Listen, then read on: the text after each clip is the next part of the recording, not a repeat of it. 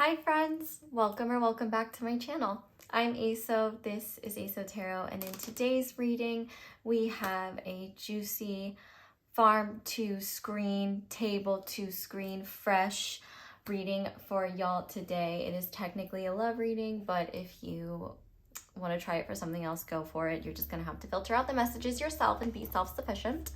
We are going to be looking at what is next in the connection between you and the person you're asking about. This could be someone you're in a relationship with, someone that you are seeing, someone that you have met recently. Up to you, man. Just do what your sweet, precious little heart calls you to do. So how this is going to work is we're going to start with an energy check, and essentially what we're going to do is on the left we are going to have your energy and intentions towards the connection.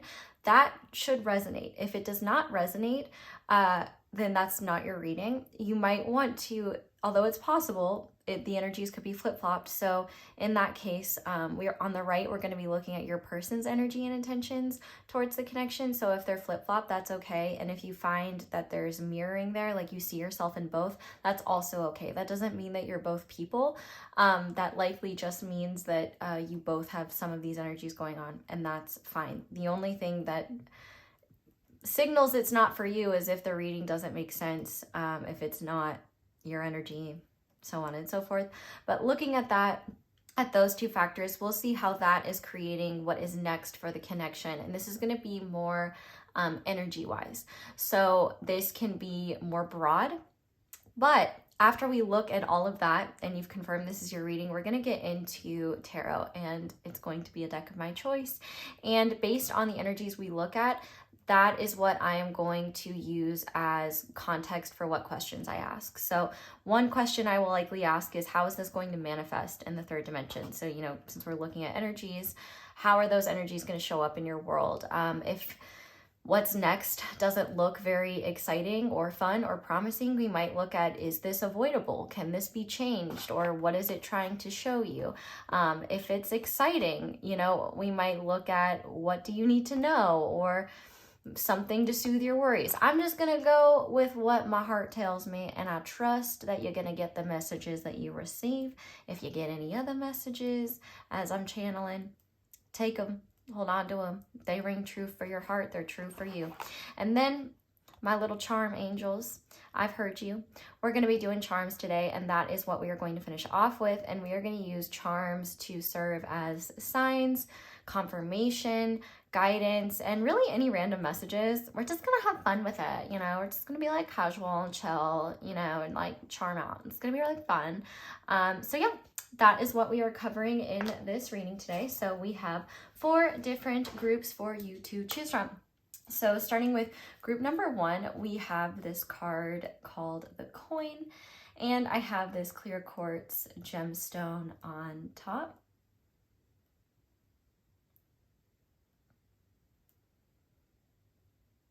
And then for group number 2, we have this card called the Fountain, and I have this Larimar palm stone on top.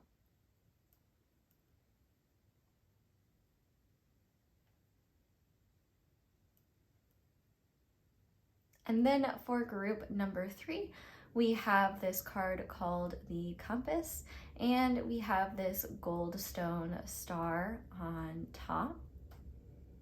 I do not care if people don't like that gold stone is a man-made stone. I like it because it's sparkly and pretty, and there are plenty of man-made things that I enjoy, like Red Bull and air conditioning. And finally, for group number 4, we have the Clover card, and I have this green aventurine 4-leaf clover on top. So go ahead and pause the video if you need to decide which pile you feel most drawn to. It is absolutely okay to be drawn to more than one. I don't know your life. Maybe you got a lot going on. If you get out there, if you're for the streets, that's none of my business. I'm just here to support you. So Obviously, the energy check is there to ensure you don't sit through an entire reading that isn't for you, but trust your judgment. Take the messages how they resonate. Intro squad, it's time to make our wish. And today we're going to be making a wish on this Archangel Metatron candle. You can use candles outside of my candle line with my code ASO10 for 10% off. This is my favorite of the Archangel candles. It is the same scent as my star candle.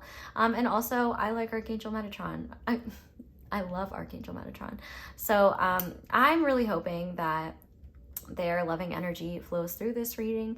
And if there is a candle, angel candle you've been wanting to try, highly recommend this one because it smells really, really good. As for my question, intro squad, actually, let's light the candle first. So if you want to pause the video and put your wish in there.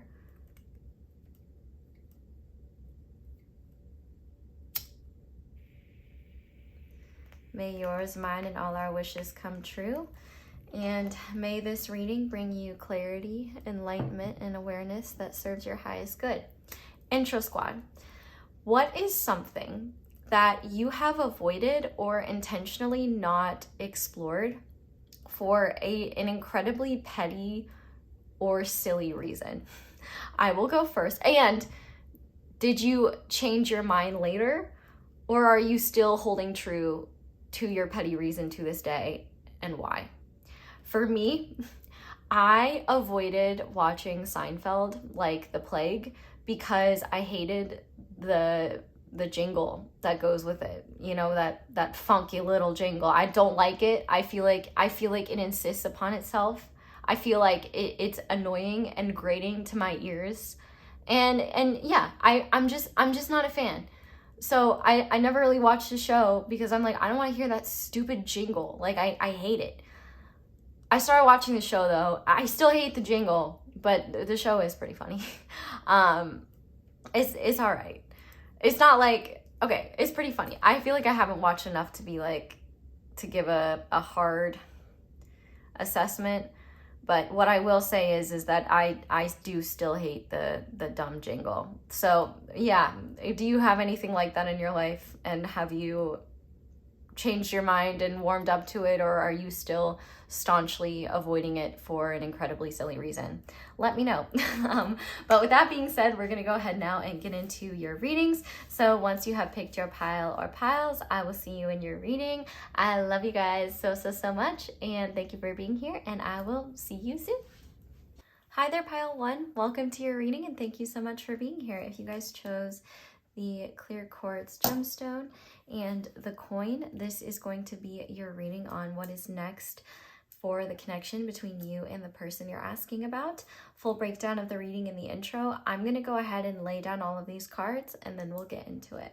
Okay, so starting with your energy and intentions on the left, we have the World card, the Fountain, and Soul Searching for your person or the person you're asking about. I would love it if random things would not move and make noise. Thank you. Not talking about you. You're probably, some of you are actually going to be moving. You're like, oh no. I'm not talking about you, queen or king or gender neutral monarch. Okay. For your person, their energy is coming through as the Five of Pentacles, thaw, and I feel vulnerable and scared. And how these intentions and energies are manifesting into what's next, we have the coin, which you picked. We have maturity. We have the journey. And we have you are good enough with full moon in Virgo. So starting with your energy, and if you get confused with this, the only time this reading is not for you is if it doesn't make sense at all. It's okay for these energies to be flip-flopped. It's okay for you to see your energy in both. Anywho. Starting with your energy, I love to see it, honestly. It seems like you have completed something really significant recently. For some of you, maybe it's just you've gone through a significant breakthrough on your healing journey, or, you know, maybe you've done something like graduated or moved or completed something that, you know, is a big deal and is significant for you. And so whatever that is, congratulations. And I would love if you would tell me, because I would love to celebrate you.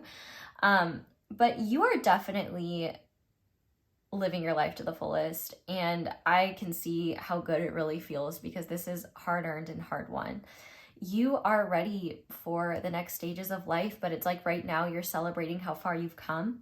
And I definitely feel a great sense of fulfillment in what you've built and what you've cultivated. Now, how this pertains to the connection with your person. There are a lot of ways in which this could manifest. And I would say for a lot of you, actually, no, I won't say that, because there are so many different scenarios. Like, you could very well be with this person. You could just be friends with this person. This could be somebody actually that maybe you've never even met, but know you have a connection with. Or this could be someone that you are not currently communicating with, that you have a connection to. You could even be in an entirely different relationship. But this could be someone that weighs on your mind or be in your heart. And what I will say is I don't use the term in separation. I used to in the past, but I don't anymore, because I don't really believe in it. I believe that separation is more a conscious choice that couples make for different reasons. I mean, I believe in that, like doing that for a real reason, but I digress. The idea that you would be in separation with someone that you feel deeply connected to is an illusion, because you're on the same planet, you're connected by energy. And I don't think it is a helpful way to look at things. So that's my 2 cents for that. Take it or leave it. If it brings you comfort, if you identify that with that, go for it. But no matter what, full spectrum of potentials between you and this person. But from what I can see here, when it comes to your person, there is a feeling of abandonment or loss related to where you are at. And the thing is that that's not your fault. I think that this is more so your success, or what you have achieved, or where you are headed next in your journey. That is something that is making this person kind of wake up in a way where they're like, I don't want to get left behind, but also I need to step up. There's real awareness on their end that you are moving forward in life with or without them. And I guess if you don't know one another yet, there's this awareness that they just need to change. And I feel like that scenario is going to be a lot more rare. But I will say, if you are planning on moving soon or making a big life change soon, and this is not someone you've met yet, it's quite likely that you could be reaching that point where you do meet them after this big change occurs, because they seem to be getting into a place of wanting to step up in a way where they can engage with you more. And obviously, if you've never met them in person yet, they don't necessarily know what that means or what that looks like, but there's just a general feeling of, I need to step it up in life in general. And I do want to mention that the theme of prosperity comes through so much in this reading, which makes a lot of sense. It seems like you're cultivating a lot of prosperity for yourself. The fact that we have Fountain here, it seems like if the person you're asking about is in your life, it does seem like your connection with them, no matter what it is something that that grounds you in a lot of ways and recenters you. But also at the same time, depending on where you're at with them, you may just be feeling like, especially if you have a history with them, like where you're at now is miles beyond where you once were. But also, it's not just about where you're at with them, it's about where you're at in terms of yourself and how you feel about things, the meaning that you have taken from this experience of this connection. If you're with this person, it seems like you guys have had some pretty important conversations, or if you haven't had conversations, because I feel like for some of you, this person may be very tight-lipped about struggles that they go through. They might like to work through them on their own. It seems like there's just an awareness that they're coming out of a time of isolation and of clearly struggling, but being unwilling to share with you or with anyone why. And I do feel like part of this struggle was insecurity around the way that your life is thriving and their life isn't. Even if on paper, it seems like they would be thriving just as much as you are, it doesn't feel that way. And one thing that you guys might have in common actually is you might feel like you need to continue to achieve more and do more in order to be worthy of, you know, this person. And on the same token, they might feel the same way. So that could be something that you both are mirroring. And one thing that I see is one thing that is next is a release of that belief. Probably not entirely all at once, but gradual realizations of, oh, I don't need to believe this. Oh, this isn't true. Oh, this doesn't serve me. It's rather than a balloon popping, it's like air slowly being released out of it. And the interesting thing with your person's energy is that they are coming out of this pretty deep funk. And I do feel like they have had to struggle with feelings of being left behind, feelings of being abandoned, feelings of not being good enough. But the thing that I like about this energy is that there's this recognition that if they have those feelings, it's not your fault. You're not the problem. It's up to them to take steps that they've been avoiding taking and to face their fears. And one thing that's really cool about this combination is a traditional Five of Pentacles shows two figures in the cold and in the snow. And in this card, we have thaw. So I do feel like they're coming out of a really hard time where they've been focused on loss, they've been thinking about lack, what they don't have, stuck in a scarcity mindset. And I feel like they are making the necessary changes to step up. and now my brain is making a dumb dance movie joke. They want to step up to fight to the finish, and really be on a more equal playing field with you, whatever that looks like for you and them. And see, the interesting thing is too, is you're over here in this soul searching vibe where you're already in the water, you're swimming around, the world is your ocean, and you're exploring it, right? And so they're thinking about diving in, and I think they're probably concerned about the water being cold, and also, you know, gotta swim, this is intimidating. But I feel like whether it is up close and personal or from afar or just felt energetically, this person is gaining confidence by witnessing your own success. And one thing I do want to say is that if there are any feelings of like jealousy, or I feel like envy is too strong of a word, it is nowhere near as strong as their pride and joy in seeing you win. They always want to see you win. They always want to see you succeed. But I think that there's definitely an awareness in them where it's like, okay, I need to do more of that. And I don't feel good about myself right now. I don't feel good about where I'm at. And I think that for both of you, what's next for you is this recognition of the fact that a lot of the beliefs that you may have had about how things need to play out, about what will make you worthy or when you'll finally reach a certain point, isn't necessarily something that exists. I feel like both of you are recognizing how things really do need to be taken one step at a time, and that just because things aren't where you saw them being doesn't mean they're in the wrong spot. I definitely feel like with Journey being here, I feel like you guys are entering a new stage, either together or separately, that leads to more closeness, or, you know, this journey could literally be, you know, meeting them.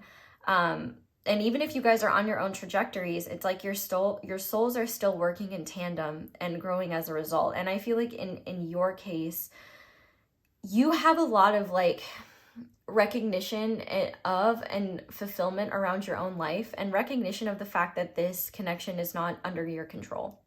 And I think that if this person is in your life, the changes that they've embodied on their own have already been really fulfilling to witness.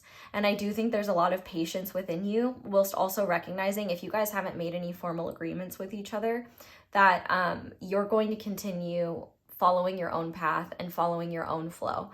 It definitely seems like this person is behind you, in the sense that they are trying to catch up to where you are at, but they are realizing that they don't have to be where you are at in order to be enough. For both of you, there is this recognition of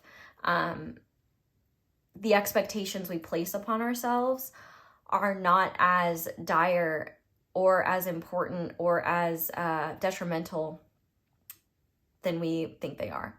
There's this realization of how we connect, how we come together, and what already exists is wonderful. and what is created is up to us. I feel like in a lot of ways you are blooming and this person is getting ready to begin that process. I think that you're also realizing, you know, if you've had struggles with this person showing up or just being able to match your energy, realizing that that doesn't have anything to do with you. And even if you knew that consciously, actually feeling that and letting that truth settle into your bones, like knowing and being at peace with the reality that their inability to show up in the past in a way that you hoped was not a metric of your worth, but rather just a metric of where they were at the time. And I think that you're also realizing where maybe you placed too much emphasis on how they showed up, and realizing that whether they show up or not, fulfillment can exist for you now. Whether they're able to step up to the plate in the ways that you want to, or bring the connection to where you both want it to be, you can be happy.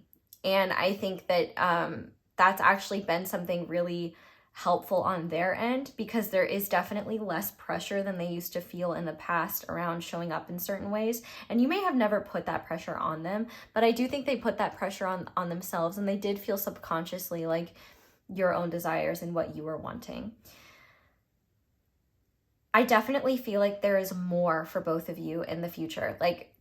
And what more looks like, I think on an individual level, I think both of you are going to see an increase in energy and finances and production and communication. Production, I mean, yeah, I meant productivity, but I guess production as well.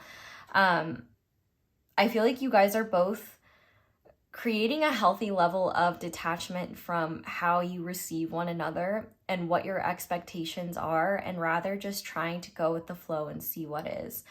I definitely think that for a lot of you, there's already conscious agreement that you're in this for the long haul.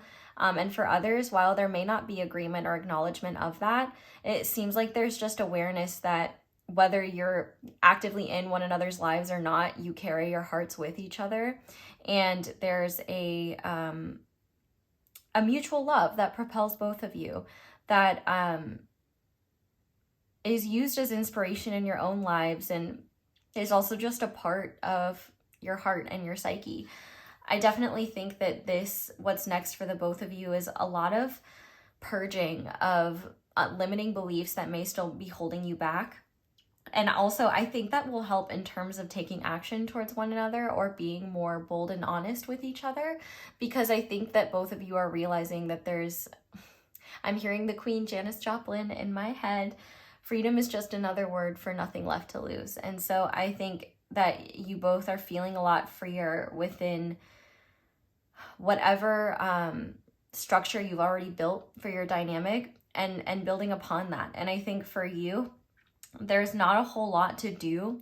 There's more receiving on your end, and more just maintenance and gearing up for the next stage in life, whatever that looks like for you.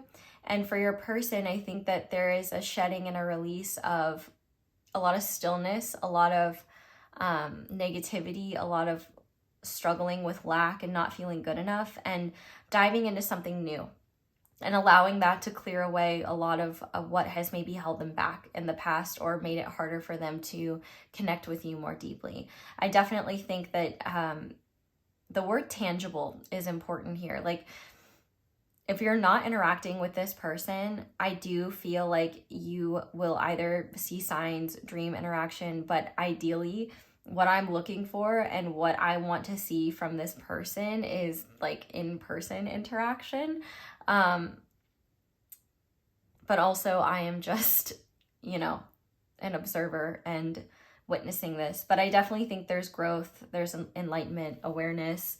And for you, there's just deeper fulfillment. For your person, there's taking the next steps into deeper growth, and really working through rejection fears, abandonment fears, and things that have held them back, and things that have stopped them from pursuing dreams and potentially pursuing you. It is heavily dependent on where you are at with this person, but I definitely feel like you are a huge motivation and source of support. And as I'm cutting the deck, we have the sun, the kinship, they feel like kindred spirit, and there's nothing more than they want than to be on your level and by your side.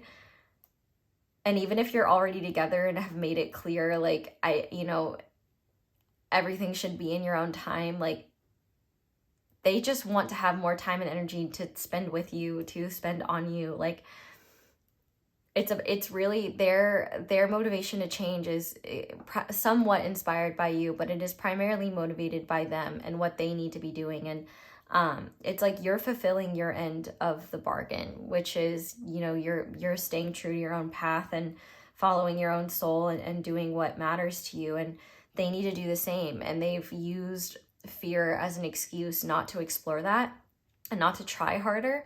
And so now life is really asking them to step up to the plate, and they're ready to play ball.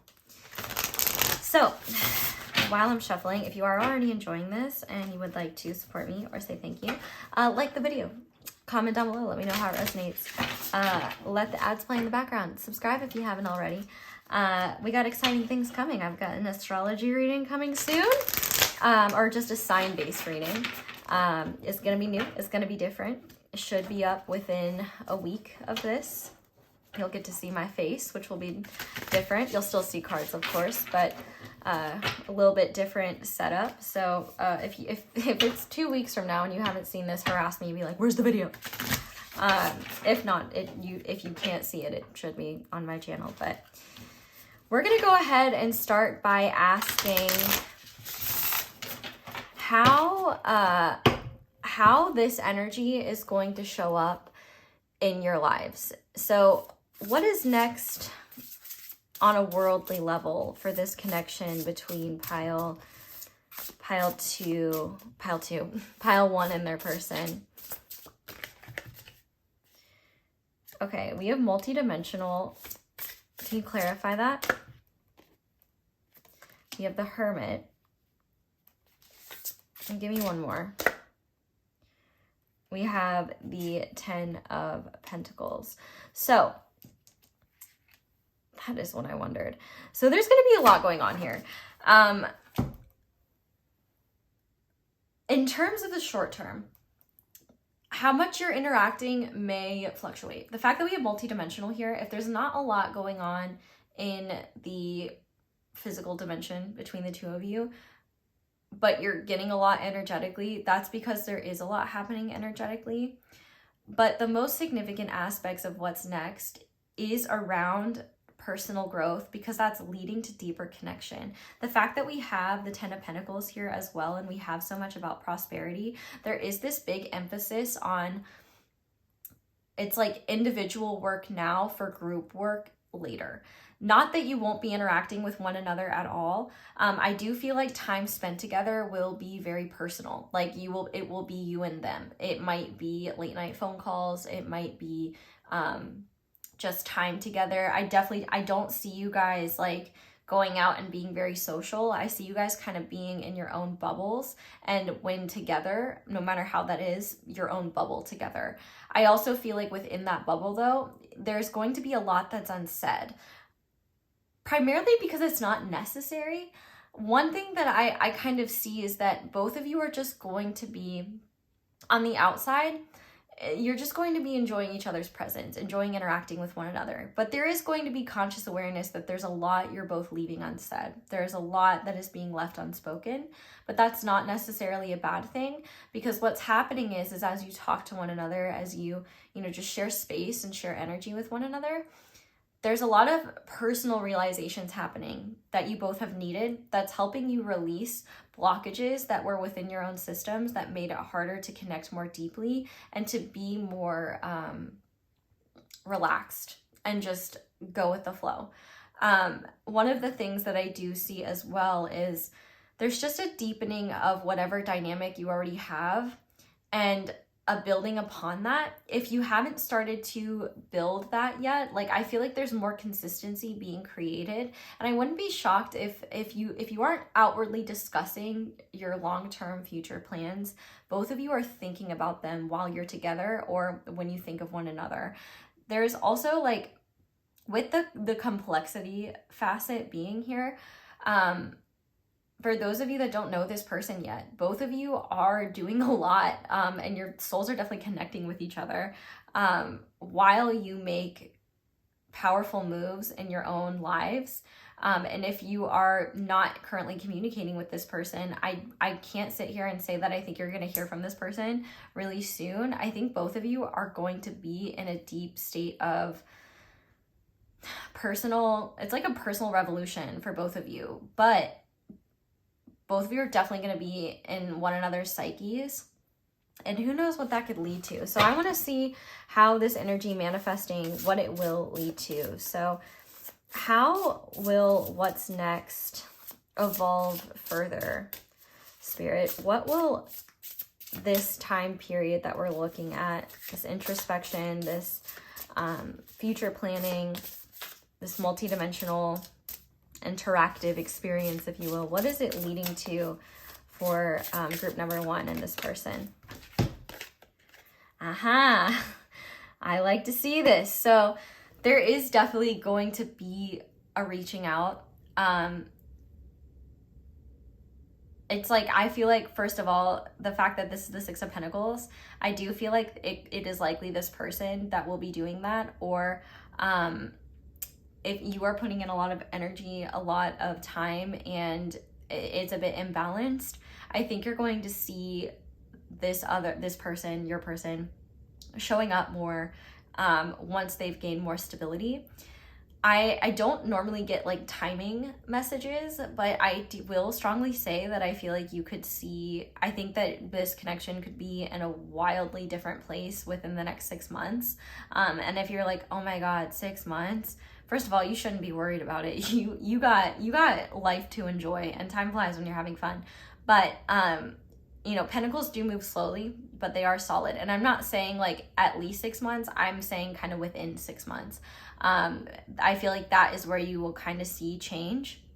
And if you want to reach out but are feeling hesitant, or if you want to interact with them more but it's just not working, I feel like that is a solid time frame to kind of wait and regroup. But I feel like for a lot of you, wherever you're at is not going to change in the near future.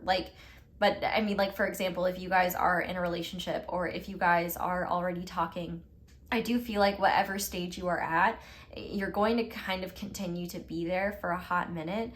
But I mean, I guess it depends on how long you see a 6-month time frame. However, when things do change, they're changing drastically and not in a chaotic way. It's a very slow build, and I definitely think that the change is instigated by this person, and it is change instigated from a place of stability rather than a place of fear, from a place of grasping, or a place of like trying to control an outcome. There's definitely a rebalancing here. And if there are any feelings that you have right now where you're feeling frustrated, or wishing the timing was different, or trying to understand why things are unfolding the way that they are, I feel like you will get it within 6 months. Something significant will happen that, and I think it will likely have to do with this person showing up in a new way, or creating more stability for themselves that leads to more consistency with you. Or, you know, maybe this person, like if you're in a relationship with them, I think, you know, if they've been kind of withdrawn or just feeling not so great about themselves, I think you could see a lot of change within those 6 months. I feel like there's going to be some understanding of why things unfolded the way that they did, and recognition of the fact that nothing was out of place here. So let's see what Spirit wants you to know when it comes to this connection and this person. So Spirit, what guidance do you have for group number 1 when it comes to this connection and this person, please? We have Judgment. So, you know, this card talks about truth, objectivity, and authenticity. And I feel like Spirit is really saying whatever you feel about this situation, whatever you know to be true, keep sticking to it. I feel like you've already gone through powerful transformations and powerful shifts of consciousness that have led you to the truths that you know. and you've already transformed in really powerful ways. You are different. And I think the universe is really asking you to judge your situation not by what others might think, what the conscious, fearful mind might think, but what you know in your bones to be true. I also feel like as well, you know, judgment is ruled by Pluto, and Pluto is responsible for powerful, intense transformations, you know, birth, sex, death. But also within that, there is this call to remember that if you are making decisions from a place of wanting this person to show up or wanting things to happen in a specific way, and in turn holding yourself back or altering your course of action out of fear, that's not authentic and that's not truthful. You don't need to be anticipating what's going to happen. You don't need to be saving a seat or waiting at a restaurant 6 months early. You just need to be living your life and trust that you'll show up and you'll be on time with a reservation. Like, there's really no need for you to try to force or be or do anything. You just need to continue the beautiful process you've already been a part of and just continue unraveling and unfurling what isn't true for you so that you can experience more freedom and more empowerment. I do feel like there is going to be powerful transformation in this connection, but given that it is a general reading, I do not want to make false promises. However, I do feel that for the vast majority of you, you will see significant change unless this person chooses not to change and chooses not to grow. I do feel like that is where they are at right now, but change does take time. Transformation does take time. And, you know, the process from going from a caterpillar to a butterfly requires a little cocoon time. So when there is not a lot of significant action on the surface or between the two of you, that doesn't mean that nothing's happening. That just means that there's likely a lot happening on an individual level, and you'll see that change. You might not see the transformation happening, but you will see the change afterward. And I would also say as well, no matter how this person is showing up, make sure that it is not altering your behavior in a way that manifests as self-betrayal or makes you feel like you need to control what you do in order to stay in alignment with this connection. You stay in alignment with this connection by staying in alignment with yourself. And how it unfolds as a result is something that I feel like you will be at peace with no matter what, because you stayed true to you. But on the bottom of the deck, we do have the Nine of Wands, and I do feel like this is a really strong encouragement. Like, you know, if you've seen positive change and you're like, I just want to reach this next step, or I just want to, you know, be at this next spot. I feel like this is an encouragement and a confirmation that it is coming, but it may not be coming in the timing that you wanted it to. And that might be exhausting. And I hear you, I see you, but nobody said things are easy. And I do feel like there is just this encouragement for you to continue to follow what has meaning for you, protect it with your heart, and honor your own resilience. And also, it's okay to put something down. It's okay to take a break. It's okay to not know. That all of that can be really helpful, and do what you need to do to feel good, because you're really in a position where you're not meant to be feeling bad. You're not meant to be figuring things out or purging or healing. This is not about healing. This is about living and just making do with what you've been given and enjoying it. And this person is following suit and showing up better and more deeply, unless they choose not to take that leap of faith, unless they choose not to dive, which I do feel like they will. But ultimately, you see and you know the truth stronger than anyone else could tell you it, stronger than I could tell you it.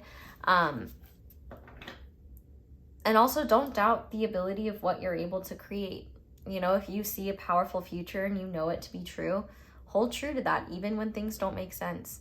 You know, this is definitely a trust the process kind of thing. And as I cut the deck, we have the Seven of Pentacles. So hard work, perseverance, authentic self. So just know that all that you've done and all that you've built isn't for nothing. You're headed to the next level, and this person is started on their own journey.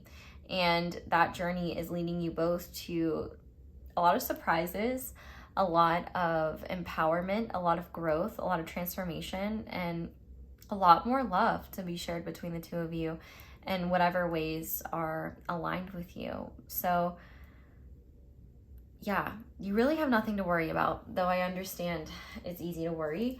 I feel like there's a lot that the universe is staying quiet on because number one, some things aren't fully formed yet, like how, like this person's decision to keep taking those steps forward. But also I do feel like there are things that they want to leave to surprise and to serendipity. And I think the way in which things evolve for the both of you, while it will be solid and stable, I think the ways in which they come about might be very serendipitous and to you seem like, oh, they're coming out of nowhere, or oh, this is a huge surprise. But in reality, these seeds were being planted a long time ago. It's just you couldn't see the seeds, you could only see the bloom. Does that make sense? So we're gonna go ahead now and look at charms. So I'm going to warn you, headphone users, you might want to turn them down because this will be a little bit loud. But I am going to close my eyes and we're going to read these as signs, guidance, confirmation, really, really whatever. I'm just gonna raw dog it. So pile one, Spirit, what signs, messages, guidance, confirmation, random messages do you have for pile one? I keep wanting to call you pile two. Okay, so I love this because like I said, okay, so we have the letter J coming through, but I carry your heart with me. I definitely feel like I said, I wasn't lying when I said that you are in each other's hearts and on each other's minds all the time. And even if you live in the same house together, even if you are in the same place, I do feel like you probably are in a period where you're less connected emotionally and less connected as you'd like to be. But that doesn't stop the love from being there. I feel like both of you have a lot of love for each other and do love each other, and you give each other strength whether you are in one another's presence or not. But there is a lot of inspiration from the two of you, just about like, you guys inspire one another to move forward. You inspire one another to take risks, to never stop giving up. And there's a real call for the both of you to stay true to your souls, even if that means taking the road less traveled, even if that means, you know, doing things the right way. Both of you would rather do things the right way, and even if that means the hard way, because you don't want to repeat lessons. You don't want to go back and build things on a faulty foundation. You know, that's how tower moments wipe things out. You know, tower moments don't happen when the tower is built on a solid foundation. So know that even if things aren't where you want them to be, you still got each other right in your heart. And I definitely feel like even if you guys are keeping things more friendly right now, that doesn't change like how much love there really is. Turtles. I think turtles are actually a very significant animal for the both of you. I feel like if you see turtles, those are a sign that either like you guys are thinking about one another, or that things are progressing and moving even if you can't see it, that you guys are on the right path, you know. And it makes me think of slow and steady wins the race. And to trust that, you know, everything is moving according to plan. But also, you know, turtle shells are really sensitive. And so if you find that you're like, if you plan on sharing more with each other and then it seems like it always falls short or you're not able to, it could be because your guys' hearts are very like sensitive or touchy at that time. And it might just take more trust and more belief that if you do have these shells up, these walls up, maybe it's because, you know, you need them in order to feel safe, but trust that you'll shed them in time. And also, I do think that there is a message of finding home within each other. You carry your homes with you, and you both are in the process of finding home within yourselves and subsequently home within each other. We also have this teddy bear here. So I definitely feel like bears as well could be a sign, but also I think that this is a call to, number one, I feel like you guys are doing a lot of inner child healing, consciously or not, like where you're just reaffirming your worth, but also learning how to find nourishment on your own and accept nourishment together. I do feel like as well, this is a sign from this person where they probably really love cuddling with you or just holding you or being held by you.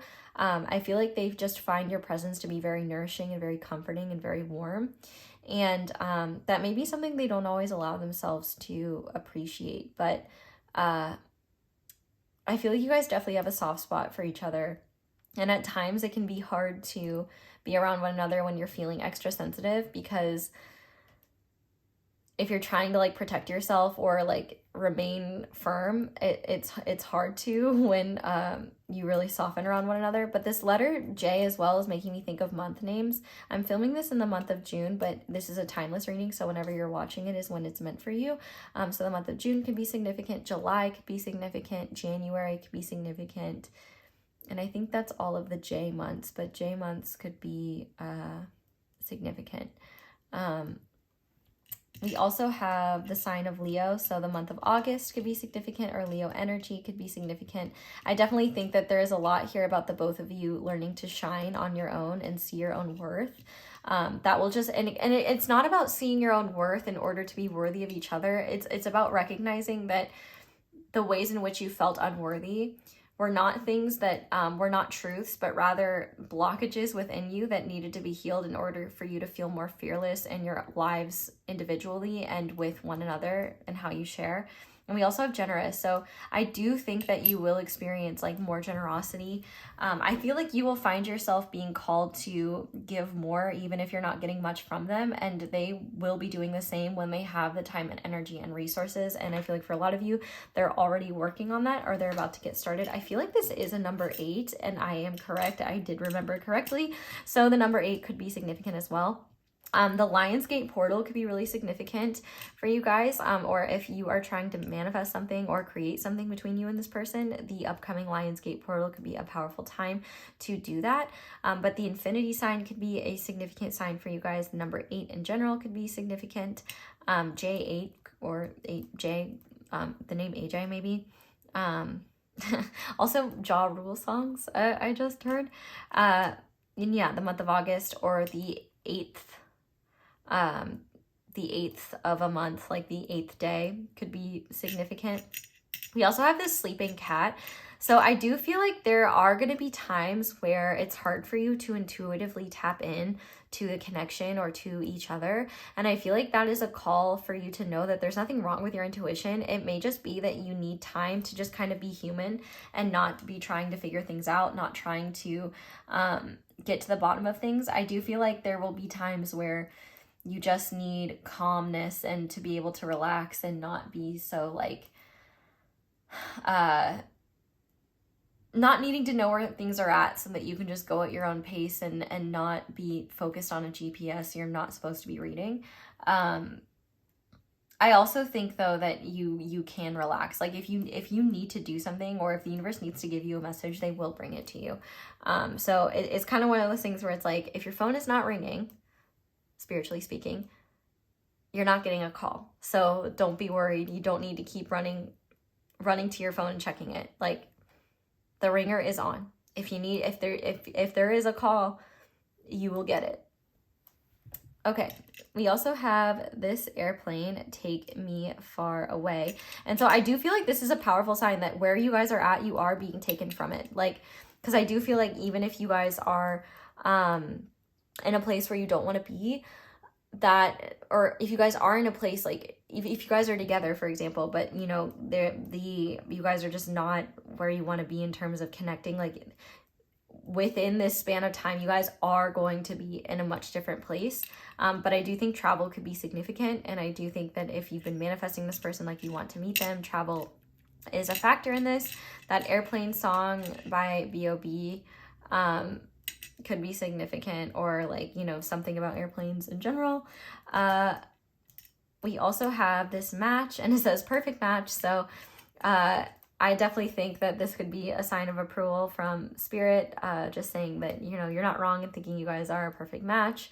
I feel like you both feel that way about each other. You guys definitely are pretty hot for one another. And yeah, I definitely think that you guys are, there's a lot of passion between the two of you. So don't worry, it's not a lack of that or a lack of attraction or a lack of interest. So, all right, finish off with your adapt to circumstances in order to make progress. So yeah, this is about flowing with what is rather than trying to create. This is surrendering and creating from that place. This is working with your environment rather than working against it.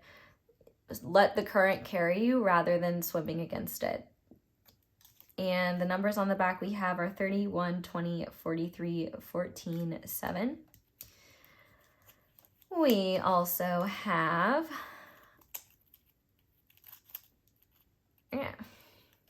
burnt bridges are hard to cross. So, you know, if you find yourself getting angry at this person or angry with where things are at and just wanting to walk away or sever things, I feel like that is an option, though it may make healing or moving forward together a lot harder. I feel like this is more of a cautionary thing. You know, don't do something out of spite or anger or ego that in your heart you don't want to happen, especially if you're hoping that it will lead to more closeness or lead to more attention from them, because I think if anything it will backfire and they will think that you don't want them in your life. But if there was a bridge burn between the two of you, that could also be a contributing factor as to why it's taking time for things to manifest the way you would like, because I think it's taking time to rebuild confidence and heal from that. Other numbers we have are 17, 19, 4, 1, 47, and 46. We also have begin, the rest is easy. I definitely think that is guidance for this person over here. But if you're like, where do I go from here? I don't know. Where do you want to go? Gas station, living room, meditation, your mind palace, wherever you want to go. To my channel to hit that subscribe button to another video. The numbers here are 52, 13, 55, 26, 5, and 56. And finally, we have it's time for you to explore all those new interests. So yeah, this is definitely your time to try new things and expand and explore. Get out there, do things, have fun. This is not about twiddling your thumbs and waiting for this person to be where you want them to be. They're getting where they need to be. It's you need to be doing fun, exciting things with the time and energy you have and this newfound prosperity to start exploring hobbies or do things you've been putting off for you. And on the back, we have 11, 34, 24, 49 to 45. So pile number 1, that is where I'm going to leave this reading. Thank you guys so much for watching. And thank you so much for letting my ads play in the background while you do something else. Mute them, you know. I don't expect you to watch them. I'm not a monster, but that is the best way to support me. If YouTube continues making their ads really annoying and irritating, I might switch to taking sponsorships, but you know, just trying to, I don't know, survive. Well, not survive. I'm just trying to keep this flowing so I can keep bringing you good readings. You know, I haven't been doing extendeds. I don't know if you've noticed that, but I haven't been doing extendeds at all. So I have more energy and so that you guys don't have to deal with, you know, what Vimeo does. And I'm enjoying that, but also it is a conscious choice that is forcing me to be creative because Vimeo was pretty substantial in helping me. So YouTube isn't always the most consistent. So I don't know why I told you all that, but I'm telling you now. If you'd like to support me in other ways, like the video, commenting down below, letting me know how it resonates, subscribing if you haven't already. Thank you to everyone who comments and shares. If you comment more frequently, if you comment right when I upload, if you comment, I might see it. I might interact with you, but if not, maybe someone else needs to see it. But if you comment a lot, I will definitely start to see you. So keep reaching out. If you haven't heard from me, it's not me ignoring you. It's just me not seeing it yet. With that being said, or candles, merch, social media, all that jazz, all that's there. But that's all I have for you guys. So thank you so much for watching and for letting me read for you. I really hope this reading helped. I hope you all have a wonderful day or night whenever it is that you're watching this video. And I hope you'll come back and see me again soon. Bye! Hi there, Pile 2. Welcome to your reading and thank you so much for being here. If you guys chose the Larimar Palm Stone and the Fountain card, this is going to be your reading on what's next for the connection between you and your person, the person you're asking about. I'm going to lay out these cards and then we're going to get into it. Okay, so your energy is here on the left. Your person's energy is here on the right, and these energies are what's leading to what is next between the two of you, which is in the middle. Any questions about how it is meant to resonate can be flip-flopped. There can be mirroring, that's absolutely okay. But obviously if it does not resonate, not the reading for you, I would try a different one. So starting with your energy here, you are definitely in your own independent space right now, but I see you doing well and feeling good. I heard specifically moisturized and blessed. I feel like if anything, the only thing that you feel like is out of place is maybe where things are at with you and this person. I feel like especially if things have seemed promising, I feel it, but I see you almost questioning, like, are they as interested in me as they purported to be? Or if you're already in a relationship with this person, it seems like you are kind of thriving in your own independence right now within the relationship, because it does seem like whoever this person is, they have been a bit more reserved and removed, either more than they typically are, or they've been warm to share. They're in the process of warming up, I guess. It just kind of seems like this person has been taking time out for themselves, and they may not really be communicating that to you, and that might be leading to a bit of confusion. With the Winter card here, at first I was kind of confused by your person's energy, because it kind of seems like, if anything, they're like wanting to be on their own, but it kind of seems like they're on their own, not because they're hiding something from you. I do think they are hiding things from you, but they're not nefarious. I feel like they're just processing a lot, and they definitely feel a pretty spiritual connection with you. No matter if you guys have already been physically intimate, or if you guys are already in a relationship and things like that, the connection runs deeper for them than just affection. And if anything, this person, the person you're asking about, gives kind of tsundere vibes. Like, they appear very cold and hard to get to know, but underneath that there is a much warmer, more affectionate personality. I can just see that this person is taking time to hear themselves.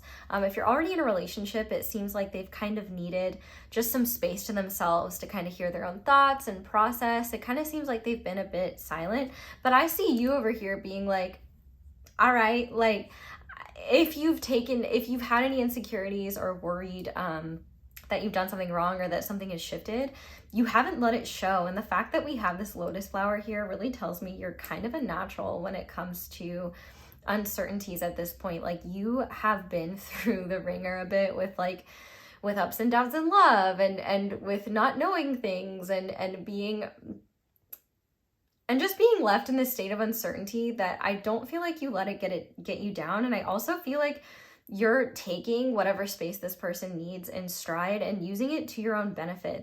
I do see part of you questioning, like, is this going the same direction that I thought it was? Like, I don't know, but at the same time, like, it's all good. But I can see that there's a tiny part of you that's like, oh, I really hope it is going in the direction I thought it was, because, like, this is what I really want. And I feel like you recognize all the blessings that you have in your life, but you're like, yeah, but this is just like the one thing. Like, if I could get this situation to be where I want it to be, I would just be so happy. I do feel like there is a part of you that is nervous as to, like, you know, what if this person is entertaining other people? They're not. I do feel like, though, they are processing past experiences and comparing it to their experience with you. Even if you have history with this person, I feel like this person may be more guarded around you, not because of your own behavior, but because of behaviors that have wounded them in the past from different people. And that is something that they feel really hesitant around. Like, they feel on guard because they're worried about being hurt. Like they are somebody that feels very, very deeply, but I also feel like they're going through really intense spiritual shifts right now and having really powerful spiritual expansion. Like this Winter card, this deck's guidebook talks about winter signifying spiritual connection, but also rest and like taking a pause. And I'm definitely curious to look at what they want most. We're gonna go deeper into that into tarot, but like with this little guy like grabbing the moon, I feel like they want a balanced outcome here. And I feel like if there isn't already a commitment in place, I feel like that's something both of you are looking at and desiring or feeling like this is headed towards. I do think on your person's end, maybe there is more hesitation for commitment because they're unsure if they're ready for it, or unsure. There might be fear of losing their own agency and sovereignty, especially if they have like Pisces energy or a mutable sign. Like maybe, I would say maybe more Pisces, Gemini energy, or like Cancer energy, Scorpio energy, maybe Libra energy. Something that they don't have to have those placements, by the way, but just something where, you know, maybe they can get really consumed by love and by a relationship, and that has really hurt them in the past. So it's almost like they've recognized the need to have their own space to like be able to process things, because if they get swept up in something and then it doesn't work out, it can be very detrimental for them. But I also think that they are trying to figure out and process where they're at with things, whereas you're kind of over here like knowing your truth, like blessed and unbothered.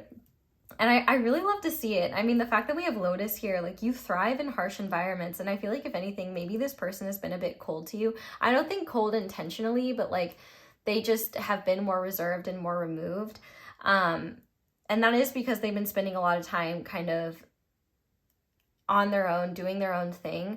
And I will say as well, just to like give you more reassurance, for example, I have a ton of people that I need to text back and respond to, because I've literally like, I plan on filming this days ago, but I have been sleeping for like 3 days. Not in a row, obviously, but like I wake up, I sleep for like 6 hours, I wake up and I'm like, I'm so tired. I'm awake for like 3 hours and then I have to go back to sleep. Like, and that just happens sometimes. And so this person could very likely be kind of hibernating a little bit and having a lot of like energetic upgrades while they sleep. I usually think that like when that happens for me, there's like either spirit work that my soul is doing, or I'm, you know, receiving healing, or like energy upgrades, or like, you know, or maybe I'm just sleepy and I need a break. But ultimately their distance or coldness, I wouldn't call it like actual coldness. I feel like they feel very warm when it comes to you,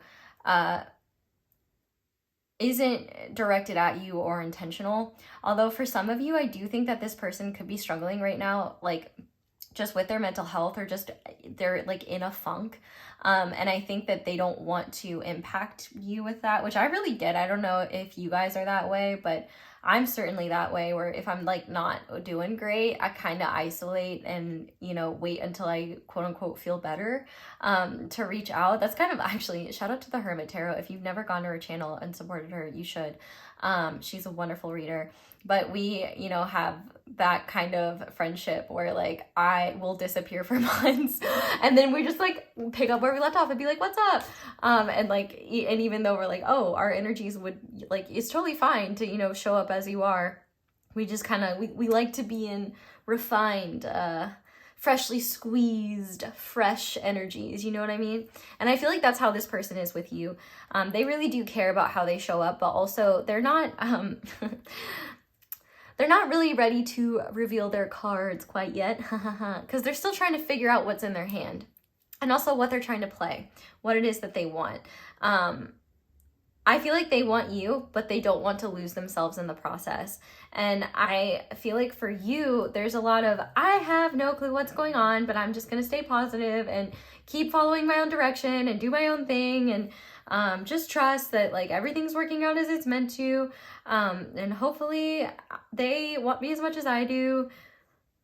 like it's very good energy, but I can sense the nerves underneath there, and it just like, oh, I just want to give you a little forehead kiss and tell you how precious. Well, I can tell you, you're so precious. And I don't mean that in like a patronizing way. I mean that in like a, I see your soul and I adore it kind of way.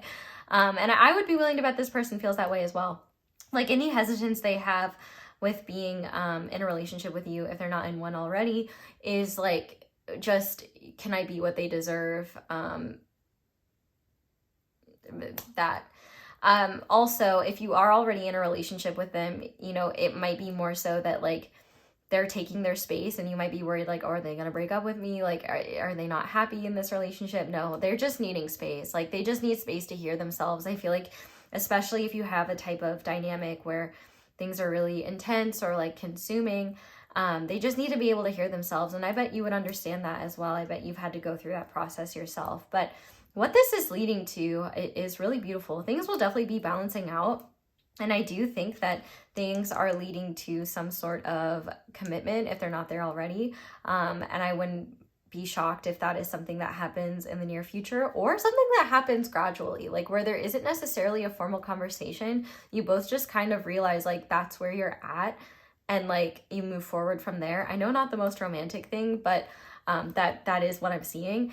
The fact that we have the fountain here, like I definitely think what's next, like in terms of connecting, it's a lot of lightheartedness and playfulness. Any stress or like intensity that you guys are dealing with, it seems like that is being put on the back burner when you're together. I feel like the any like challenge or struggle or frustration that is being dealt with, I definitely feel like it's more heavy on your person's side. And I definitely think that they haven't really told you, and even if they have opened up to you, I don't think they've really opened up to you about like the full extent of like how much they've been carrying and like what they've been going through. And even though you may have an idea, like I feel like it's an experience that like you truly couldn't understand unless you were in their body, like with their nerves and with their nervous system. And I feel like one thing you'll never understand is the just complete shift that occurs when they're with you, like the night and day, like lightness. Like they go from pits of hell to highest points of heaven when they're with you. And it's very disorienting for them, because it's like is this real? Or and also, do I deserve this? And also, like, is this good for me or bad for me? Like, I feel like this person is definitely someone who's more comfortable in struggle than they are in lightness. And you are kind of a portal to a lighter reality. And I feel like they don't know if that's helpful for them or if that's fair to you. But I definitely feel like I don't think those are questions that they are going to be able to answer on their own. And I think that those are questions they're going to have answered as they flow with you. And I am willing to bet that a lot of those answers will be ones that help them realize that they, you know, maybe are putting too much pressure on themselves, and that the expectations they place on themselves are not the expectations you place on yourself. Like, you're definitely ready for something more serious. And if you're already in a serious relationship with this person, you're doing a great job of giving them their space and having a healthy level of independence. You really don't have anything to worry about in terms of being a partner. Like, they couldn't ask for more. I feel like they're just very grateful for your understanding. And if anything, they just kind of want to move through this funky energy so that they can be more present. Because I definitely see you, like, things balancing out here and you just spending more time with each other.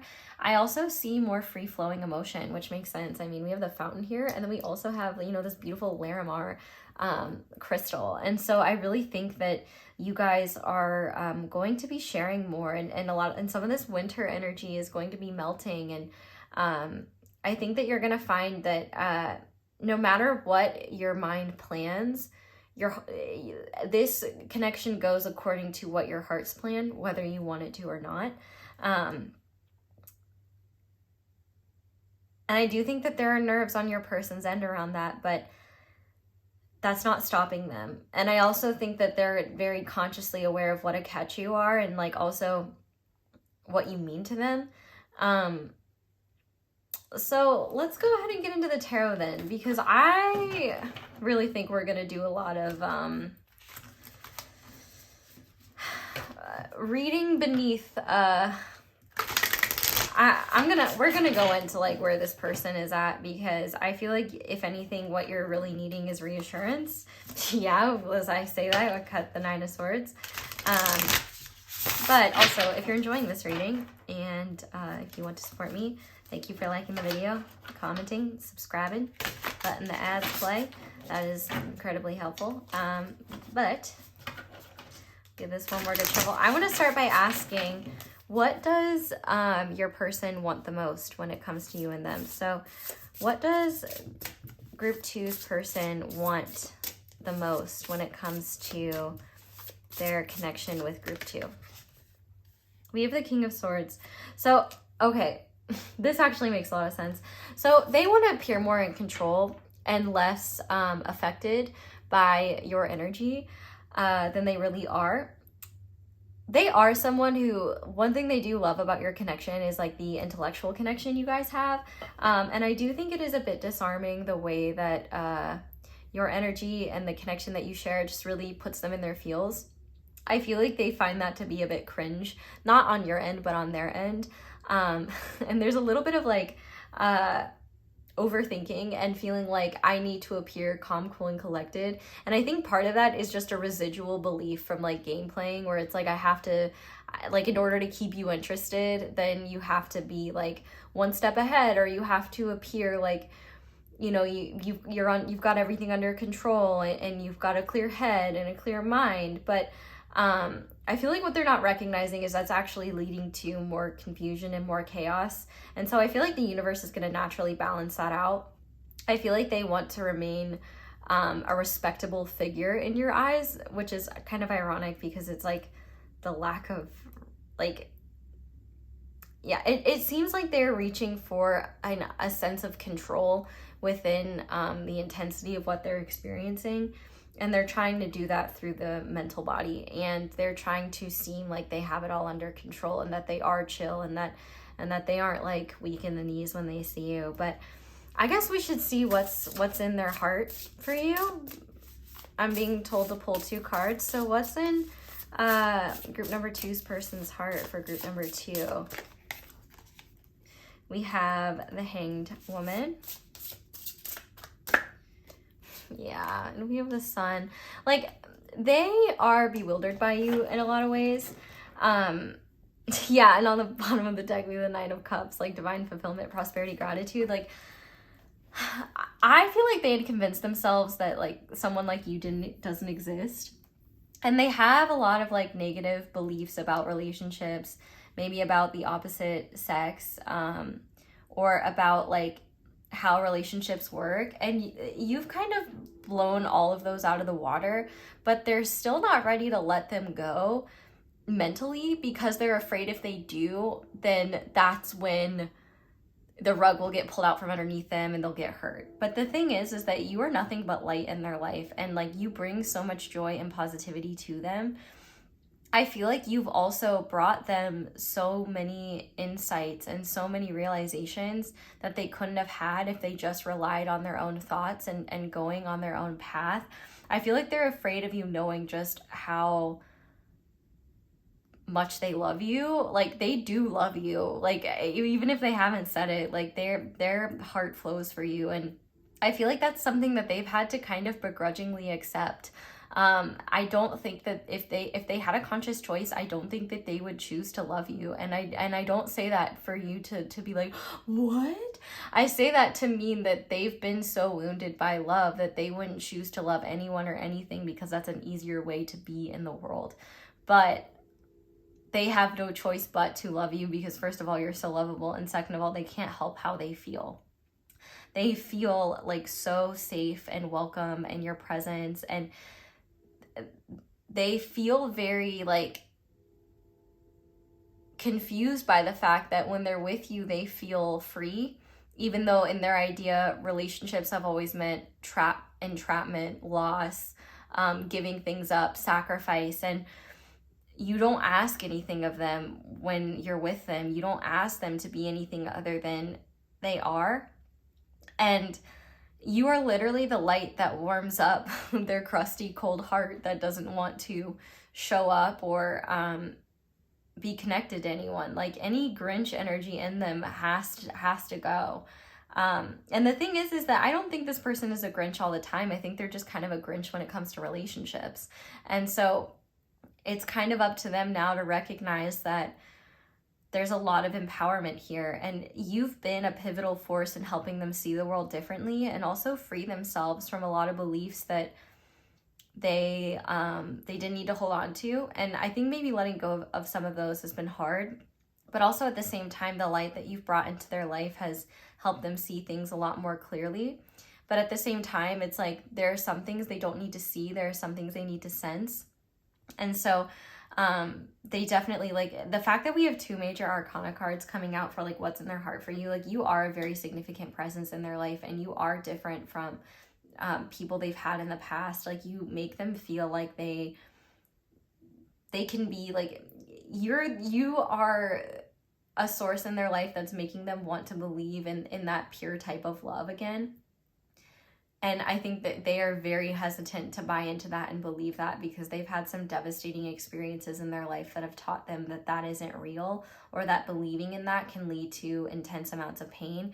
And so they're trying to get a handle on themselves. And so that's why they're kind of keeping a distance, is like they're almost just trying to keep their cool so that they can try their best to maintain a clear mind when they're around you. But the energy and love that just exists between the 2 of you is no match for any belief systems or resistance that may exist here. They absolutely adore you. Like, that song by Harry Styles, Adore You, like that's definitely their energy towards you for sure. But I want to see how what's next will manifest for you both. So how will these energies manifest in the 3rd dimension for pile 2 in their person? What will come of this? We have the Hermit, which is interesting. I definitely think it's going to be alone time together. I definitely feel like how this is going to manifest. Like, I think that the isolation is going to continue for a bit longer. But I think that there's a lot happening within that. What about the next meeting or next interaction between group number 2 and this person, please? Okay, we have the 4 of Wands, homecoming. So yeah, the silence or the introspection that's occurring now is making way for a really powerful homecoming. The next time you see one another, it is going to be very joyful. And if there have been any challenges or any bumps in the road, I think those are being dissipated. I definitely think that you guys are entering a deeper level of commitment and coming at that from a harmonious and balanced place. Like you're entering a portal into a new reality. And I think in the meantime, you guys are just processing a lot mentally, emotionally, physically, spiritually. I'm really interested if anyone from pile 1 came over here, because I accidentally called pile 1 pile 2. If you are pile 2, I don't think you need to go to pile 1 unless you feel drawn to. Maybe there is something for you there. But I definitely think that you both are kind of, well, I think more so this person is processing a lot of complexities. I think you are kind of just doing your thing. I think you have processed a lot of complexities and you always make space for that in your energy. For you, it's more so about not letting fear get the best of you or create doubt, because it's not like that's going to change or mess anything up. It's just rather like, it's just going to create unnecessary distress. And then, yeah, it seems like in terms of what happens next between the 2 of you is a wonderful celebratory time together that leads to deeper commitment or plant the seeds for it to happen. And if you haven't been together, or I mean, if you guys are already together, I think that, you know, the reunion or reconnection to each other is just going to be sweeter, all the sweeter. And it's just going to come after a time of like, you know, processing and doing your own thing, and then, you know, coming together and appreciating each other's presence. So I love to see it.